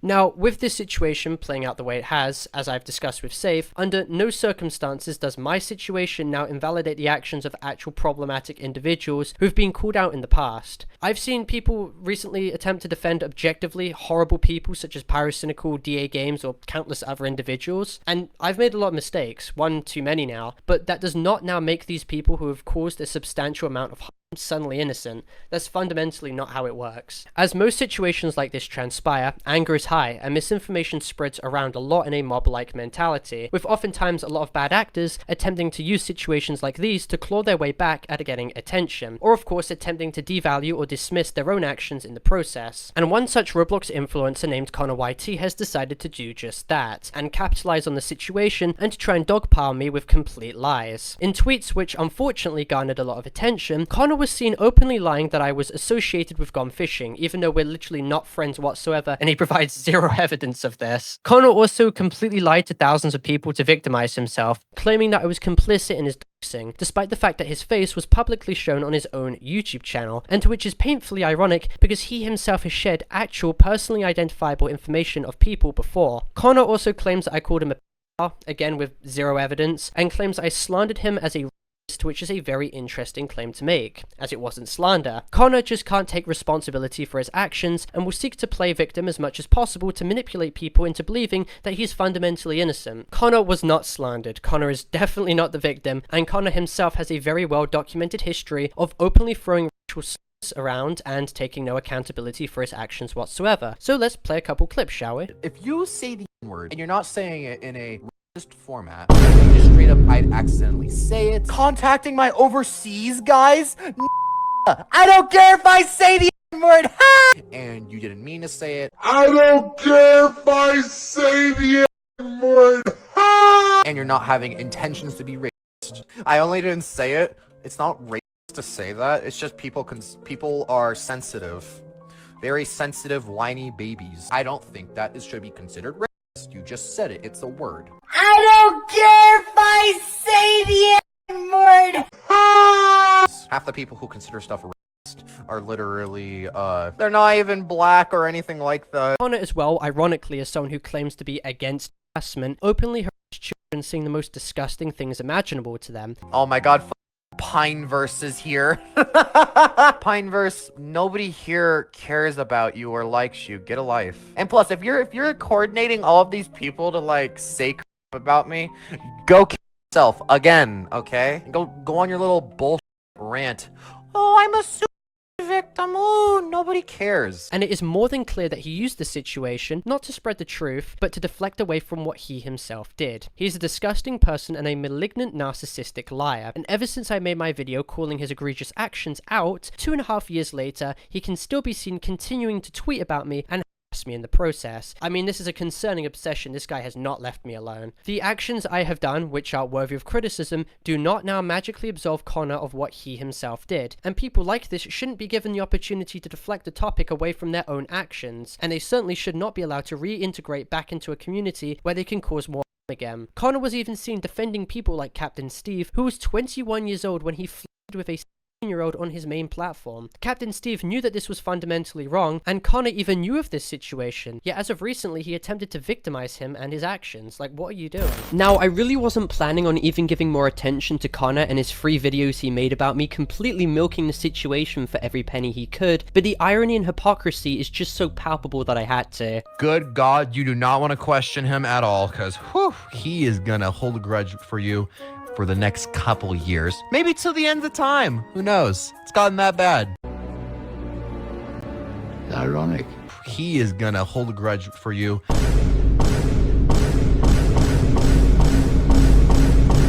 for the next couple years. Maybe till the end of time. Couple years.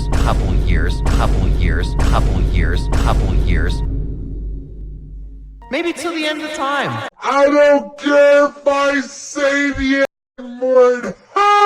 You see, Connor has a very peculiar pattern of completely projecting and lying when it comes to certain situations, and chronically victimizing himself when he knows that he's completely in the wrong. For someone who claims that I'm obsessive over him, the irony really doesn't wear off when you actually take into consideration that this man has been consistently subtweeting me ever since my one video came out over 2 years ago on him. I find his audacity to claim I'm the person who holds grudges insane, when he has made it his life's goal ever since my video came out simply criticizing him for his disgusting actions, to instead attack me consistently and take no accountability whatsoever. This man openly people, is an open racist, and mocked a suicidal child, and he doesn't even acknowledge this in his video. He simply frames it as old resolved drama. Parlo dredged up old resolved drama from early 2023 regarding me. Instead, he dug up an old drama mine to deflect from the actual points. Oh wow, old drama?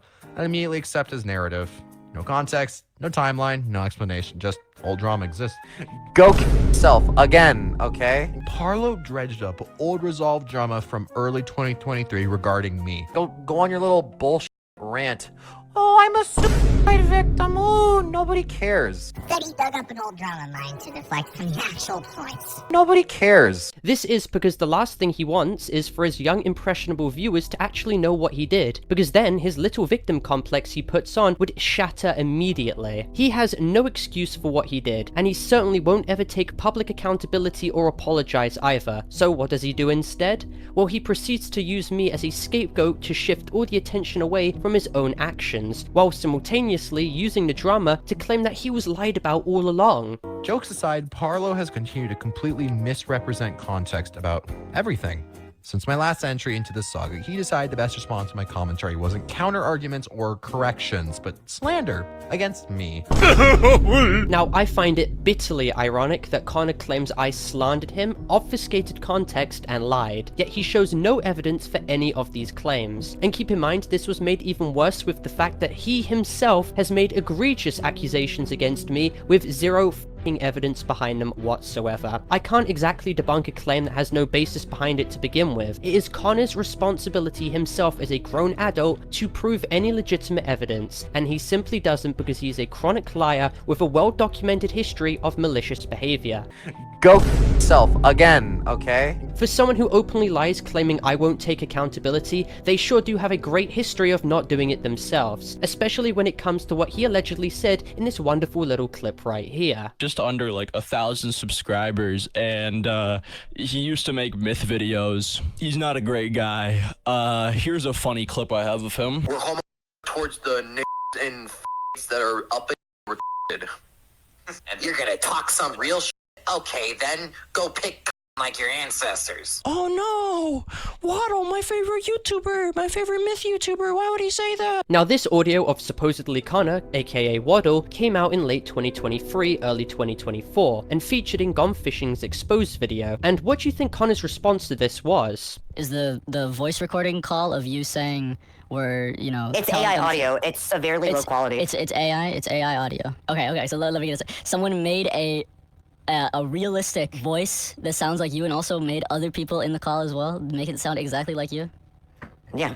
Well, he simply dodged accountability, refused to accept fault, and claimed that it was simply just AI. Where was his evidence, you may ask? Well, in classic fashion, he had no counter-evidence. He just claims it was fake in hopes that he can weasel his way out of the situation, and in hopes that no one would further question him on it. AI wasn't even sophisticated enough to replicate his voice and his pitch back 2 years ago, so I really don't know where he drudged this excuse from. This, of course, is followed with Connor in his Exposed video on me, once again making more excuses for his disgusting behavior in the past. Anything I said or did in March of 2023 happened during one of the worst mental periods of my life. And I don't mean mild stress, I mean constant demands, and non-stop harassment. After calling someone out justifiably, it was 24/7. It genuinely affected my mental state. That wasn't who I was then, and it's not who I am now. Get over it, dude. Okay, then go pick like your ancestors. Get over it, dude. He attempts to utilize the mental health card as a drastic excuse or even a justification for his problematic behavior, and once again even attempts to victimize himself, claiming he was getting so much hate. So that must suddenly justify you stating this. Oh, I'm a suicide victim. Oh, nobody cares. Even if any of those factors were true, which keep in mind he shows very little evidence for regardless, it is still no excuse, and you attempting to say, get over it. Get over it, dude. Certainly doesn't make your case look any better. There is not even a morsel of accountability you take in this video or your 2 others whatsoever, and you try your very best to sidestep ever admitting what you did yourself, or even what I said in my Exposed video on you. So the fact that it's you who's attempting to claim that I'm not taking accountability is absolutely f***ing laughable. You have no say in this situation. You are a morally bankrupt hypocrite who will never publicly admit fault. You have used my name and milked it for as many pennies as you could to use me as a viable scapegoat, all because of the fact that I criticized your disgusting actions from 2 years ago, which you can't even face head on yourself. If anyone has the right to criticize me, you certainly don't, and you should be at the very bottom of that list. As for Connor, depending on whether he continues to mention me for another 24 months more, only time will tell. But after this video, I'm fully willing to make a follow-up video all just about him if he continues to harass me, because this guy should not be allowed to get away with what he did whatsoever. Other malicious users such as Omar have attempted to use this entire drama to claim that I openly accused him of being a predator, which is just not true whatsoever. I never made a public statement about the situation and actually consulted him privately to hear his own side regarding the claims, to which after the call we moved on from. Basically, a YouTuber was contacting us about something. We just wanted to run it by you just to see your side of the story, so there's not any, misinformation spread about it. Okay. Furthermore, Omar conveniently leaves out the fact that he to hire me in real life and come to my location on a leaked private call with friends, which is extremely telling of his character. You're trying to accuse me of some Bro, I smack the f out of him if I ever see him, bro. Oh my god. Bro, what happened? Do it. Do it. Do it, bro. If I next time I go over there, bro, I'll find his ass, man. What is he talking about to me? Oh, I sent some your old girls account that I somehow have. What kind of accusation is that, bro? Does Parlo have amnesia? Does he have amnesia, bro? Is this guy stupid? I don't know. Also, in the entire call Omar presents, not once do I say anything that is inherently Islamophobic. Instead, I confirm in call that he was a victim of such comments beforehand, and all I ask him to do is 100% confirm and swear that the situation is not true. That's not Islamophobic in the slightest. They have sent in Islamophobic comments to me. And That is what Kieran's done. Yeah. So Wait. Just to be like 100% sure. Like, is it disrespectful for me just to say like, do you just on everything that you haven't made a pub account? I on everything, bro. Listen. I'll say. Is there in an Wallahi, Arabic way? We say Wallah al-Azim. We swear on the Kaaba too. On the Kaaba in Mecca. Uqsum barab al-Kaaba. I swear on the Mecca too. So you swear that you've never done that? I swear. Alright. Okay. If you even listen to the video, you can clearly hear me say at the end of the call that I just assume the allegations are false and I move on. I just assume that bullshit. I mean, this is just a crystal clear example of people not actually watching the video that's being presented. They just instantly believe this guy who objectively lied because Omar saw an opportunity and interjected himself in the situation for attention. I willingly consulted Omar on his side of the story in private, and somehow that's now being spun to me falsely maligning this guy as a pedophile with zero evidence. We thought it was real. We wanted to contact you about whether you did own an account like that. And what you were like, your contacts and your connections with Jade and Kieran at the time. All we currently wanted was just like your statement on the situation, just so like the allegations can be told from there until perhaps they find proof or something like that and something's done there. I mean, very clearly, people just wanted an excuse to hate me, and they saw this situation, didn't confirm the veracity of what was being discussed, and just went ahead and spread it. How is that a accusation? How is that a accusation? Basically, the guy asked if you did it, and then you said no. If anything, the guy in the middle was being the most pushy. How the is this a accusation? These people waste my time. I hate them. Now, Nyvalk also attempted to use this entire situation to completely lie and victimize himself in the most malicious way possible. Nyvalk knew exactly what he was doing with his title, where he states, "What Parlo did to me, I was 13." He did this intentionally to spin me as a pedophile to his impressionable viewers, and this isn't the first time he has completely defamed me. As we mentioned before, he made a video attempting to spin me as a by maliciously twisting what I had stated in the Dupe situation. He then took down his video after acknowledging that he completely lied, but yet offered zero public retraction nor recanting of this claim. Parlo is absolutely cooked. A few days ago, Gwamgo dropped a video fully exposing him for some insane stuff.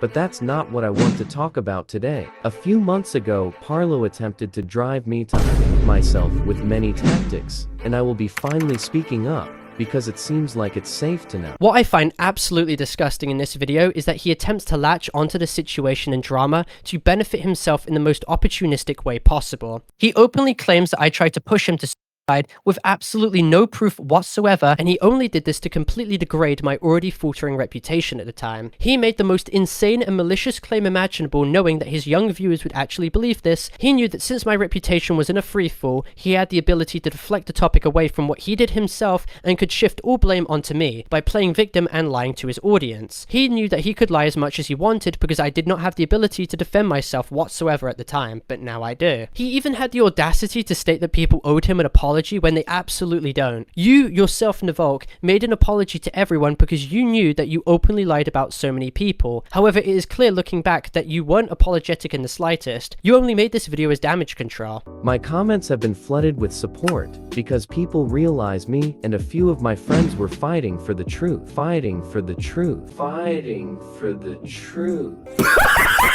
No, you were not fighting for the truth, Nyvalk. You openly lied, conceded, and backtracked when you were called out. You have made this entire ordeal effectively about yourself, so you can take credit for something you didn't do. This drama had nothing to do with you whatsoever, and you just simply wanted to include yourself in this so you could play victim for attention, and so you, of course, could capitalize on this with as many views as possible. Regardless, how did Parlo try to make me myself? Well, it started on July 19, 2025, when Parlo released a video on me attempting to defame me, which he did very well. Now, what I find even more outrageous is the fact that he claims I slandered him in my video, yet shows no evidence for this whatsoever, and even put in text that I admitted that this video was made for harassment and fake. This is absolutely not true, and I have no idea where he pulled this lie from. It's even more telling that he provides zero screenshot evidence of me ever admitting this either. He basically just makes the most egregious shit up, and it's just like a trust me bro kind of situation. This video alone caused me to get an unbelievable amount of harassment. People like this terrible person attacked me on my apology video. Now, Nyvalk claims that he was harassed, yet he wasn't. If you actually look at the comments, he was openly being criticized for what he did. I find it very interesting and very telling that he views all criticism against him as a personal attack on his character, because it evidently shows that he cannot and will not take responsibility for what he did wrong. I made this video because I was scared of Parlo and his fans dying me, so I attempted to end the drama early. This harassment led to my mental health deteriorating every day. The fact that Nyvalk frames the narrative as if he only made the apology to not be doxxed is extremely disingenuous. He made that video because he knew he couldn't defend his past actions of openly spreading misinformation, defending horrible people, and slandering people. Yet unfortunately, because at the time of him making this video I was so hated, he was just simply allowed to lie completely impeded and no one called him out for it. He even attempts to pull the mental health card again so that people would eat up his drastic attempt at sympathy baiting. I mean, it's completely repulsive. And even worse, one of Parlo's friends tried to me. I alerted Parlo about this, and he tried to justify it many times to try and defend his friend. Now, I find this point extremely pathetic. Nyvalk claims that I attempted to excuse my friend for doxing him, when first of all, if you actually look at the screenshot presented, I clearly state that I do not condone what was happening whatsoever. Furthermore, this person who he references were never my friend. They were just someone who consulted me in my DMs about, ironically, Nyvalk's long history of doxing people himself, including him leaking IPs or even telling other to DDoS other people, which is a crime. Editor Parlo coming in here just to update you all that Nyvalk in private to his friends openly admitted that he faked being doxed in order to victimize himself. So don't just take my word for this guy being a liar, take his own word too. He openly admits that he will do anything in his power to play victim, and also even worse, he literally admits that he faked all his poly AI videos, and also admits that he only does YouTube for the money. Now, this wasn't actually my face, but Parlo believed it was and defended it. Again, he completely lies claiming I defended what happened when, if you actually look at the flimsy evidence he provides, I clearly stated I don't condone what transpired and simply just called him out on his hypocrisy. He literally provides no other screenshots whatsoever. Parlo's objective at this point was to make my mental health so bad that I would quit YouTube. He saw me getting doxxed, me getting harassed, and he decided to double down.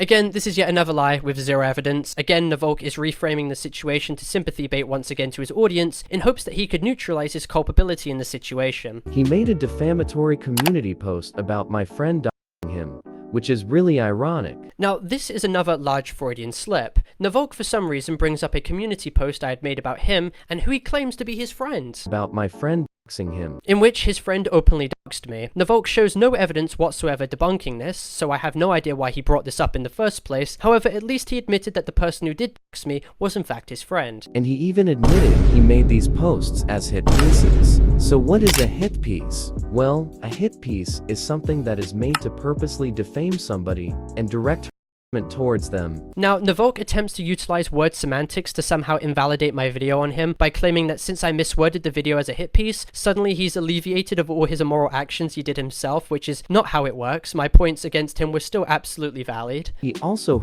harassed me on Discord. Parlo compared me to Epstein on a lot of occasions. Here's an example. Mind you, I was a 30-year-old during this time. Then he also attempts to complain about the Epstein meme I made in my announcements, which was sure in bad faith, but Nyvalk does a good job sidestepping the context of this. This was all in reference to how Nyvalk openly platformed someone who had posted illicit content. Nyvalk literally victimized and platformed an objectively disgusting person, and is of course attempting to rewrite history by playing victim once again and omitting context, because that's all he can do. He can't take responsibility, he barely ever takes accountability, he genuinely thinks that he's made no errors and will seek to shift the blame all the time. But Parlo did not stop linking me to stuff at that. It got a lot worse. Parlo would add me to group chats with almost all of his friends, and they would me and say disgusting things to me. Parlo named one of these group chats this, which is not only unprofessional and untrue, but it's also repulsive. He then outrageously conflates this Trump Epstein joke into me linking him to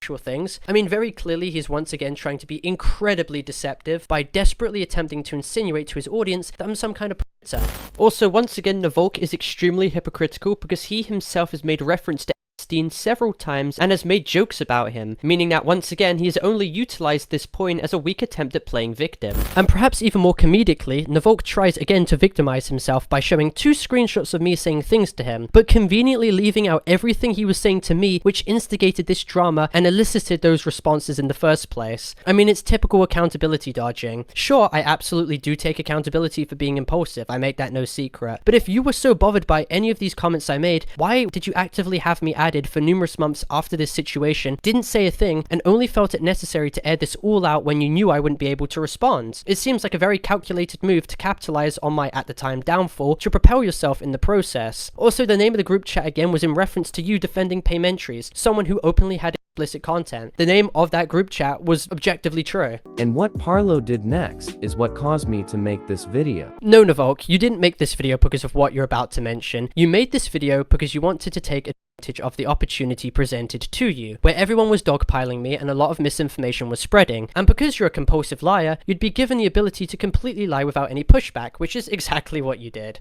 Parlo decided to call a 30-year-old this. Parlo is 20 years old, by the way. Now, when he said this to me, it was honestly extremely mentally sick, because I would never do such a thing to somebody. But Parlo probably would. This guy is a freak. Anyways, before I end the video, make sure to like and Nyvalk then, again, attempts to over-exaggerate the situation, claiming that he was mentally scared, and plays it up to his audience by using the victim card again. This comment I made, while yes, was emotionally charged and impulsive, was actually in reference to allegations of Nyvalk making comments to Winter X Laven in a Discord group chat at the age of 13. And while he was saying these comments, which were absolutely disgusting, he allegedly knew that there was a being present and watching this all transpire. Now, Nyvalk's response to this, in his horrible video on Gwamgo, was relying on testimony from his friends. He neatly dodges actually showing the full context behind why he claimed that there were worlds present in these group chats, which is certainly interesting, and is instead relying on his own buddies to simply just vouch for his innocence. No substantial evidence, no full chat logs, just the word from a chronic liar who has been proven to have manipulated narratives before, and it is even more interesting how he orders this mere person he is pushing a response from to stop deleting her messages. Also, judging by what Nyvalk said in this screenshot, he stated these, implying that he was addressing numerous individuals who were apparently sold, not just a single person. Also, following this situation, another reason for why I made this comment against Nyvalk was his ardent actions of defending paymentries for an extensive period of time, and openly lying to benefit them and claiming that they never posted content when they very much did. It's interesting that Nyvalk again doesn't explain the context for why I said this, and even more telling, attempts to slander me right after by claiming that I'm probably a sex offender myself. Great job using ad hominems there, buddy. But Parlo probably would. This guy is a freak. This is painfully ironic as well, because if you truly believe this, why did you casually engage with me in private Discord messages and even had me added for weeks following this situation if you truly thought that? I'll answer it for you, Nyvalk. It's because you're a malicious, habitual liar who defames people like Gwamgo and even Steak when it best suits you. You twist situations maliciously. You yourself have done morally reprehensible things, and instead of ever openly admitting that you're wrong, you deflect and you always deny responsibility. It's stunning to see how many people actually believe Nyvalk after his long history of lies and manipulation, and the fact he even follows up with a video attempting to clickbait my just proves where his mentality is really at. He wants to farm attention and views off the situation. He saw the opportunity and he took it. I genuinely can't believe how anyone takes this guy seriously. Now, I've also seen people attempt to defend, legitimize, and even rationalize what Mugen did to me and my channel, which is absolutely disgusting. In the UK, what Mugen did to my channel is a crime under the Computer Misuse Act of 1990. He also committed fraud by abusing his position of trust and deliberately misusing the permissions given to him. He sabotaged my channel, which was a valuable digital asset, and hindered my ability to now get income, sponsorships, and future earnings online. Mugen also sabotaged the ability of my editors to work for the channel and get money for their services. Keep in mind, I had people willing to buy my channel off of me for thousands of dollars, and I even had ad money pending on YouTube Studio, which I can now no longer receive. Mugen has provably committed 2 crimes in which I have actively consulted police about and reported. Mugen's actions resulted in bare minimum tens of thousands of dollars in damages, and in terms of the mental and emotional impact it had on me, it completely destroyed me. It was callous and calculated and drove me to an extremely dark place. I worked on that channel for years, 6 years to be exact. It was cultivated through months upon months of research, work, and documenting history which took place in the Roblox community, and now everything is lost media thanks to him. I had entrusted Mugen with channel manager in July of 2025, as he effectively at the time gave me advice on how to deal with specific situations, and as you can see, he deleted his messages. However, I expressed to him how I needed help, showing that there was a strong element of trust that I had to him. As this recent drama transpired, however, Mugen kicked all my editors off my channel permissions, refused to relinquish his own manager permissions, and I was stuck in a position of not being able to do anything. I did not have my devices that had two-factor authentication, so when I went to remove his role, YouTube would then ask me for further verification, and I would be blocked at a 2FA prompt. I was stuck in an extremely compromising situation, and I could not get him off. Now, at this time, since I was panicking, we discussed about how I would go about responding to everything. Mugen also made it clear that he would allow me to make a public response, and he would not interfere or prevent me from doing that, because it's only fair that I can have a say and take accountability for where I messed up in. Now, eventually we got in a Discord call, and keep in mind, this was still during the peak of the drama, emotions were high, anger was apparent, and I acted pretty impulsively. Little did I know how Mugen actually recorded this without my permission, sent it to other extremely large Roblox YouTubers behind my back, and then used this as a pretext to actively sabotage my channel further. Directly against my permission, Mugen started mass purging my videos on the 18th of November at 2:30 AM. He had absolutely no right to do this whatsoever, and the act of him wiping these videos benefited no one. It was effectively malicious sabotage, as he proceeded to wipe hours worth of archived footage detailing reprehensible actions of countless users, who now, directly thanks to him, have attempted to come back now that the videos calling them out are no longer available, cataloging what they did. Countless screenshots, testimonies, and video evidence have now been lost to time, and the damage caused by Mugen is irreparable. He knew what he was doing, and yet he still continued even when I begged him to stop. Following this, at around 3:38 AM, Mugen attempts to hinge what he was doing on some non-existent hero complex he had. He claimed he was doing this to protect the people around me, which is extremely ironic because my own father agreed how malicious his actions were. 20 minutes later, he shows that he terminated the channel, with me having received numerous emails detailing that Mugen had uploaded unlisted videos pertaining to content, to which he and others had mass reported to get everything taken down once I received the third strike, effectively destroying my source of revenue permanently, obliterating the platform that I had, and now preventing me from responding and taking accountability, putting me in a horrific situation. Mugen was not doing this for my mental health. I have no idea how causing tens of thousands of dollars in damages would fix anyone's mental health. In fact, it made mine and would make anyone else's significantly worse. He only did this because the platform I accommodated was too large, and that actively threatened him and his associates. They wanted to excuse what they did in the most manipulative way possible. They didn't do it for the greater good, they did it to benefit themselves. Now that I'm out the picture, it's much easier for them to prosper. Now when I was gone and out of the picture, they could then control the narrative and actively suppress me with total impunity. If Mugen actually cared about my mental health, then why was he consistently making posts harassing me in Gwamgo's server and even violating my privacy by posting my face, especially when he knew people actively hated me at this time, potentially putting me in danger and at risk. The fact that this behavior is excused at all is absolutely insane. Anyone who sees this situation from even just a neutral perspective can clearly see what this was. It was a malicious hit job. Mugen and his associates knew that children would buy this "I did it for his mental health" story and would just accept that as a fact. It's even more vile when taking into consideration that I was working on a response taking accountability for everything. Mugen even knew this and prevented my ability from doing this, making it look like I was running from my problems instead of addressing them. Moving forward, I know what I need to do to deal with this situation and have taken applicable actions behind the scenes to deal with this. That is all I'm going to say at this time. The more Mugen privately colludes or publicly engages or references me, the worse it's going to look for him on paper.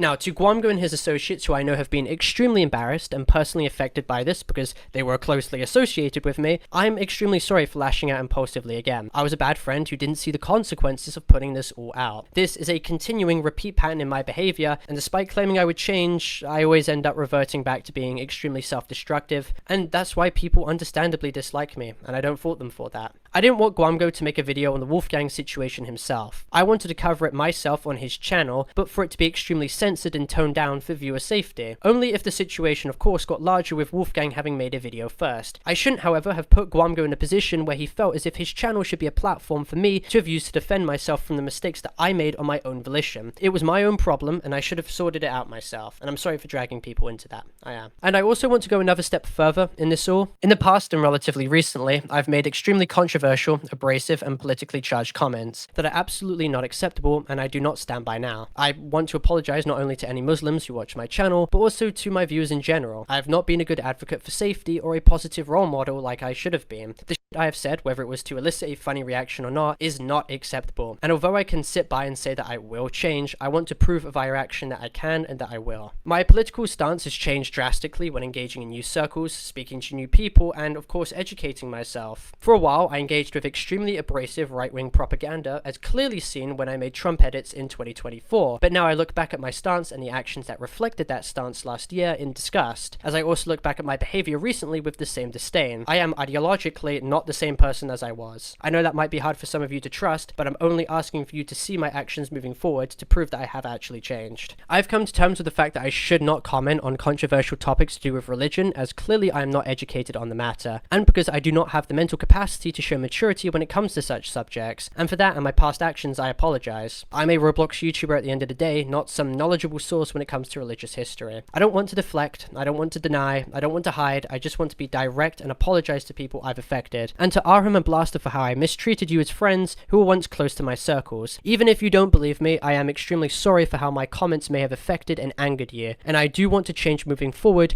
by never speaking about topics to do with this ever again. Now, I do have a fundamental problem for why Arham called this out now, despite him making the exact same jokes in private with me and numerous other people. When I made my past stance clear in February 10 months ago, Arham was seen responding that he respects other people's opinions and acknowledged my problems in a mature manner. I simply laid out my grievances in which I had, following up with stating that I hold no resentment towards any religion whatsoever. My criticism at the time had no relation to the ideology itself. I do understand, however, regardless of if I made jokes or shared such opinions like I did openly, it is not acceptable, but it does bring Arham's intentions into direct question on why he didn't say anything about this while it happened and only chose to speak out about it months later when the opportunity best arose for him. Now, I do admit, I engaged in needless combative discourse regarding this. It didn't serve a purpose and it only caused unnecessary problems and divisions when I did discuss it. So moving forward, I'm absolutely not going to be doing this ever again. Now, when I referred to TanookiAlex's ex-girlfriend, I'm Cat, the way I did in the now infamous Discord stage, I did not intend to do that in a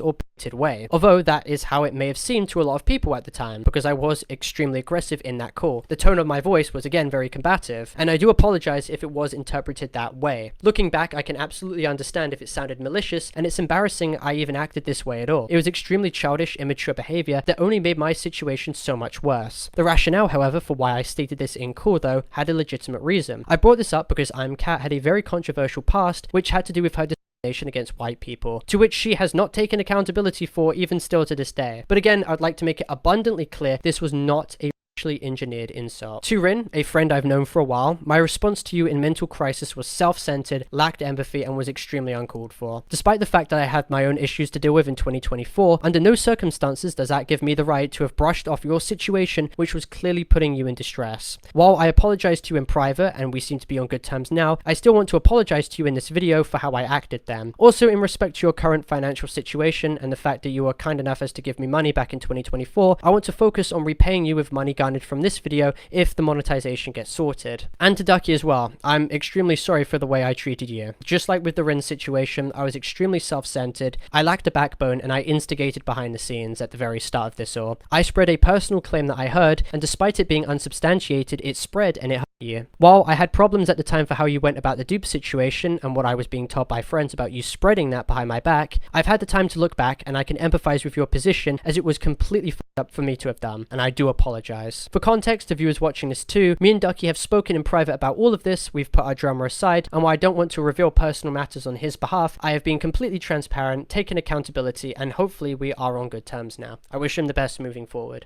Now, regarding you, the viewers, I don't fault you for your stance now. Feeling upset and feeling angry, I would too. You absolutely do deserve an apology, and I didn't want to cower away from hiding that or run away from my problems like other people have done. Me currently being in a position now where I can step back out of an echo chamber and I'm finally being justifiably called out for the damage caused in the past by my irrational and erratic actions, I now have the ability to look back at all that's happened, and I do want to apologize. Firstly to TazD, I believed unsubstantiated claims being told to me and I pushed them without getting your side of the story. with. And I was very cynical that you two were catfished, which is ironic given the position that I was in myself, and I apologize for you for that. As for TanookiAlex as well, our stories have been rather complicated over the past few years, to say the least. We've had some pretty messy falling outs before, but for what it's worth, Tanuki, I resonate with a lot of things that you've suffered from. I do not think that you're a fundamentally bad person at all, and I do acknowledge that you have done a lot with the platform that you have. I see that you clearly have personal things going on, and you two are not doing mentally well at all. And I just want to reserve this segment of the video to apologize to you for my thoughts, but also to add a little bit more clarity to the viewers. Now, while I'd like to maintain the position that I did not harass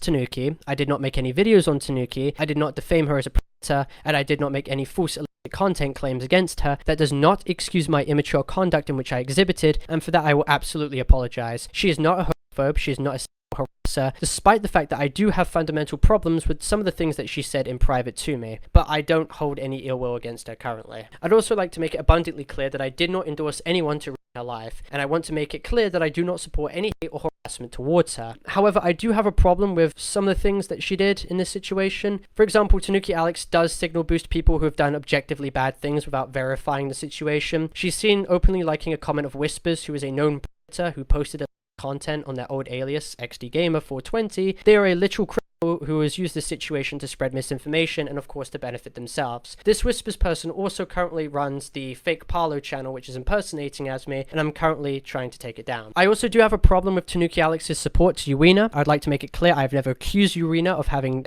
content. However, a fan of hers who impersonated as me back in 2022 did post illicit content in her server, and it took hours for the moderation team to remove it. This was not a fan or friend of mine, and Uina has been extremely contradictory with her own side of the story regarding this. Also, her history of making suggestive content or making suggestive UGC items pushed towards children, or her negligence in posting Roblox images publicly is also absolutely criticizable, but I would like to make it clear again. I have absolutely no problem with TanookiAlex herself, I only have criticisms with the way that she occasionally acts. She's not a bad person, and she's certainly not malicious. We are both flawed in our own rights, and I do absolutely have sympathy towards her. I myself shouldn't have been so headstrong, I shouldn't have been too ignorant to accept fault, I shouldn't have made excuses or minimized my behavior, and I shouldn't have been focused on bringing up disjointed situations in the past to deflect the topic of conversation. I do not support any harassment towards Tanuki, I do not support or stand for any semblance of misinformation spread against her either. I can see by her tweets that clearly she's not in a good mental space, and currently we're on good terms and we have each other added on Discord, and I wish the best for her moving forward as well. Furthermore, the statement I said about RDC members in RDC 2025 this year being complicit in degeneracy was completely uncalled for and extremely sensationalized. It came from a place of anger and emotion at the time, but I retract what I said. While there have been problematic incidents that have transpired during RDC, it was irresponsible for me to present the problem as larger than it actually was. Now, regarding my editors, first Kormanx, I did feel hurt when you attempted to release a document smearing me as a scammer and a deceiver regarding the tight financial position you knew that I was in. Also, when it came to you putting extremely harsh charges on me for editing videos past 15 minutes in length, as well as refusing to upload videos on my channel unless I paid you an extra $100, that was not okay. I was in a very bad position, and I did not have the ability to fully access my main channel at that time, and that put a lot more stress on me. I wanted to remain in contact with you despite all this drama, however, because we knew each other for years. I saw you as a close friend, and I wanted to be on good terms with you, but I did not appreciate what you tried to do on stream. It feels as though you put Parlo in a situation here. He's been in a difficult spot with money, especially given the fact that he's like moving and starting university. And now you want to start extending him for these $100 management fees and these $50 a minute fees for if a video that he wants to upload goes above 15 minutes in a video. And now, it's not because the script is leaked, it's because Parlo is now a lolcow, and everyone is coming out against this guy, that you feel like you want to hop on the bandwagon.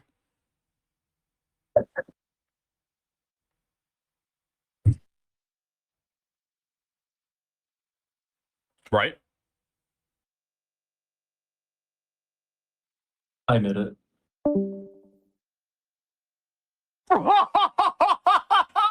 Oh, bro! What the KK? Now, unlike others in this situation, I do respect your transparency later on, when you stated that you used the contract as a to punish me and that you did want to spite me. That takes a lot of maturity to be as open as that and to admit that, and I do respect your honesty. I myself also apologize for being extremely latent with payments and not being transparent at all. I should have been, but it did not come from an area of malintent, and I was not intending to scam you. As of the making of this video, we spoke mutually in private and mutually apologized and moved on with our lives, and I appreciate that it ended that way, and again to Kormanx, I wish the best for you moving forward. As for Frevv, me and you have known each other for many years, and I know that you're extremely busy with university, but I respect you for sticking with me through everything and through all the drama that has happened. And as for viewers, me and him have agreed to a mutually beneficial deal, and hopefully moving forward he'll be able to start earning a profit for himself again. Now, while criticism is perfectly valid, and I understand it completely, I hope a situation like this does not cause people to forgive and re-platform controversial users who have objectively done disgusting and irredeemable things. I've seen people defending the and even attempting to signal boost known with the false pretense that these people were innocent or right all along when they never were. No one foresaw this, no one predicted this, not even I did. Genuinely, no one could have predicted this level of stupidity and lack of oversight. It wasn't bound to happen, but because of how irresponsible I am, it certainly wasn't a shock that it did. And certainly no one owes the haters any apology. They were never right in the first place. Many of these people were wrong and had made false accusations. Just because I'm undoubtedly wrong in this specific situation does not now prove them right and vindicate them in the process. The plan now, moving forward, is to rectify my mistakes and past actions and take however long I need to work on myself, learn from the mistakes that I've made throughout all of this as well as in the past, and get to understand the responsibility of being a YouTuber like myself. I want to prove via action that I am changing rather than just saying it and reverting back to my old ways. I want to prove via action that I am changing as a person. I was initially planning to leave for a couple months after my response came out on my main platform. However, after Mugen deliberately sabotaged my platform and my ability to get income, the situation's completely changed. He's completely flipped the table. I felt it necessary to prove my side of the story in this video and not hide from my problems as other people have done before me, and hopefully it reaches all concerned people in the process, because all I want is for people to understand the fundamental context behind what happened. Unfortunately, in this situation, all nuance has been stripped, my trauma has been mocked, and I've been effectively dehumanized, and that's not fair. Everyone deserves an opportunity to make their side clear, and I've made mistakes in how I went about it, but I hope that this video provides a more holistic view on all that's transpired.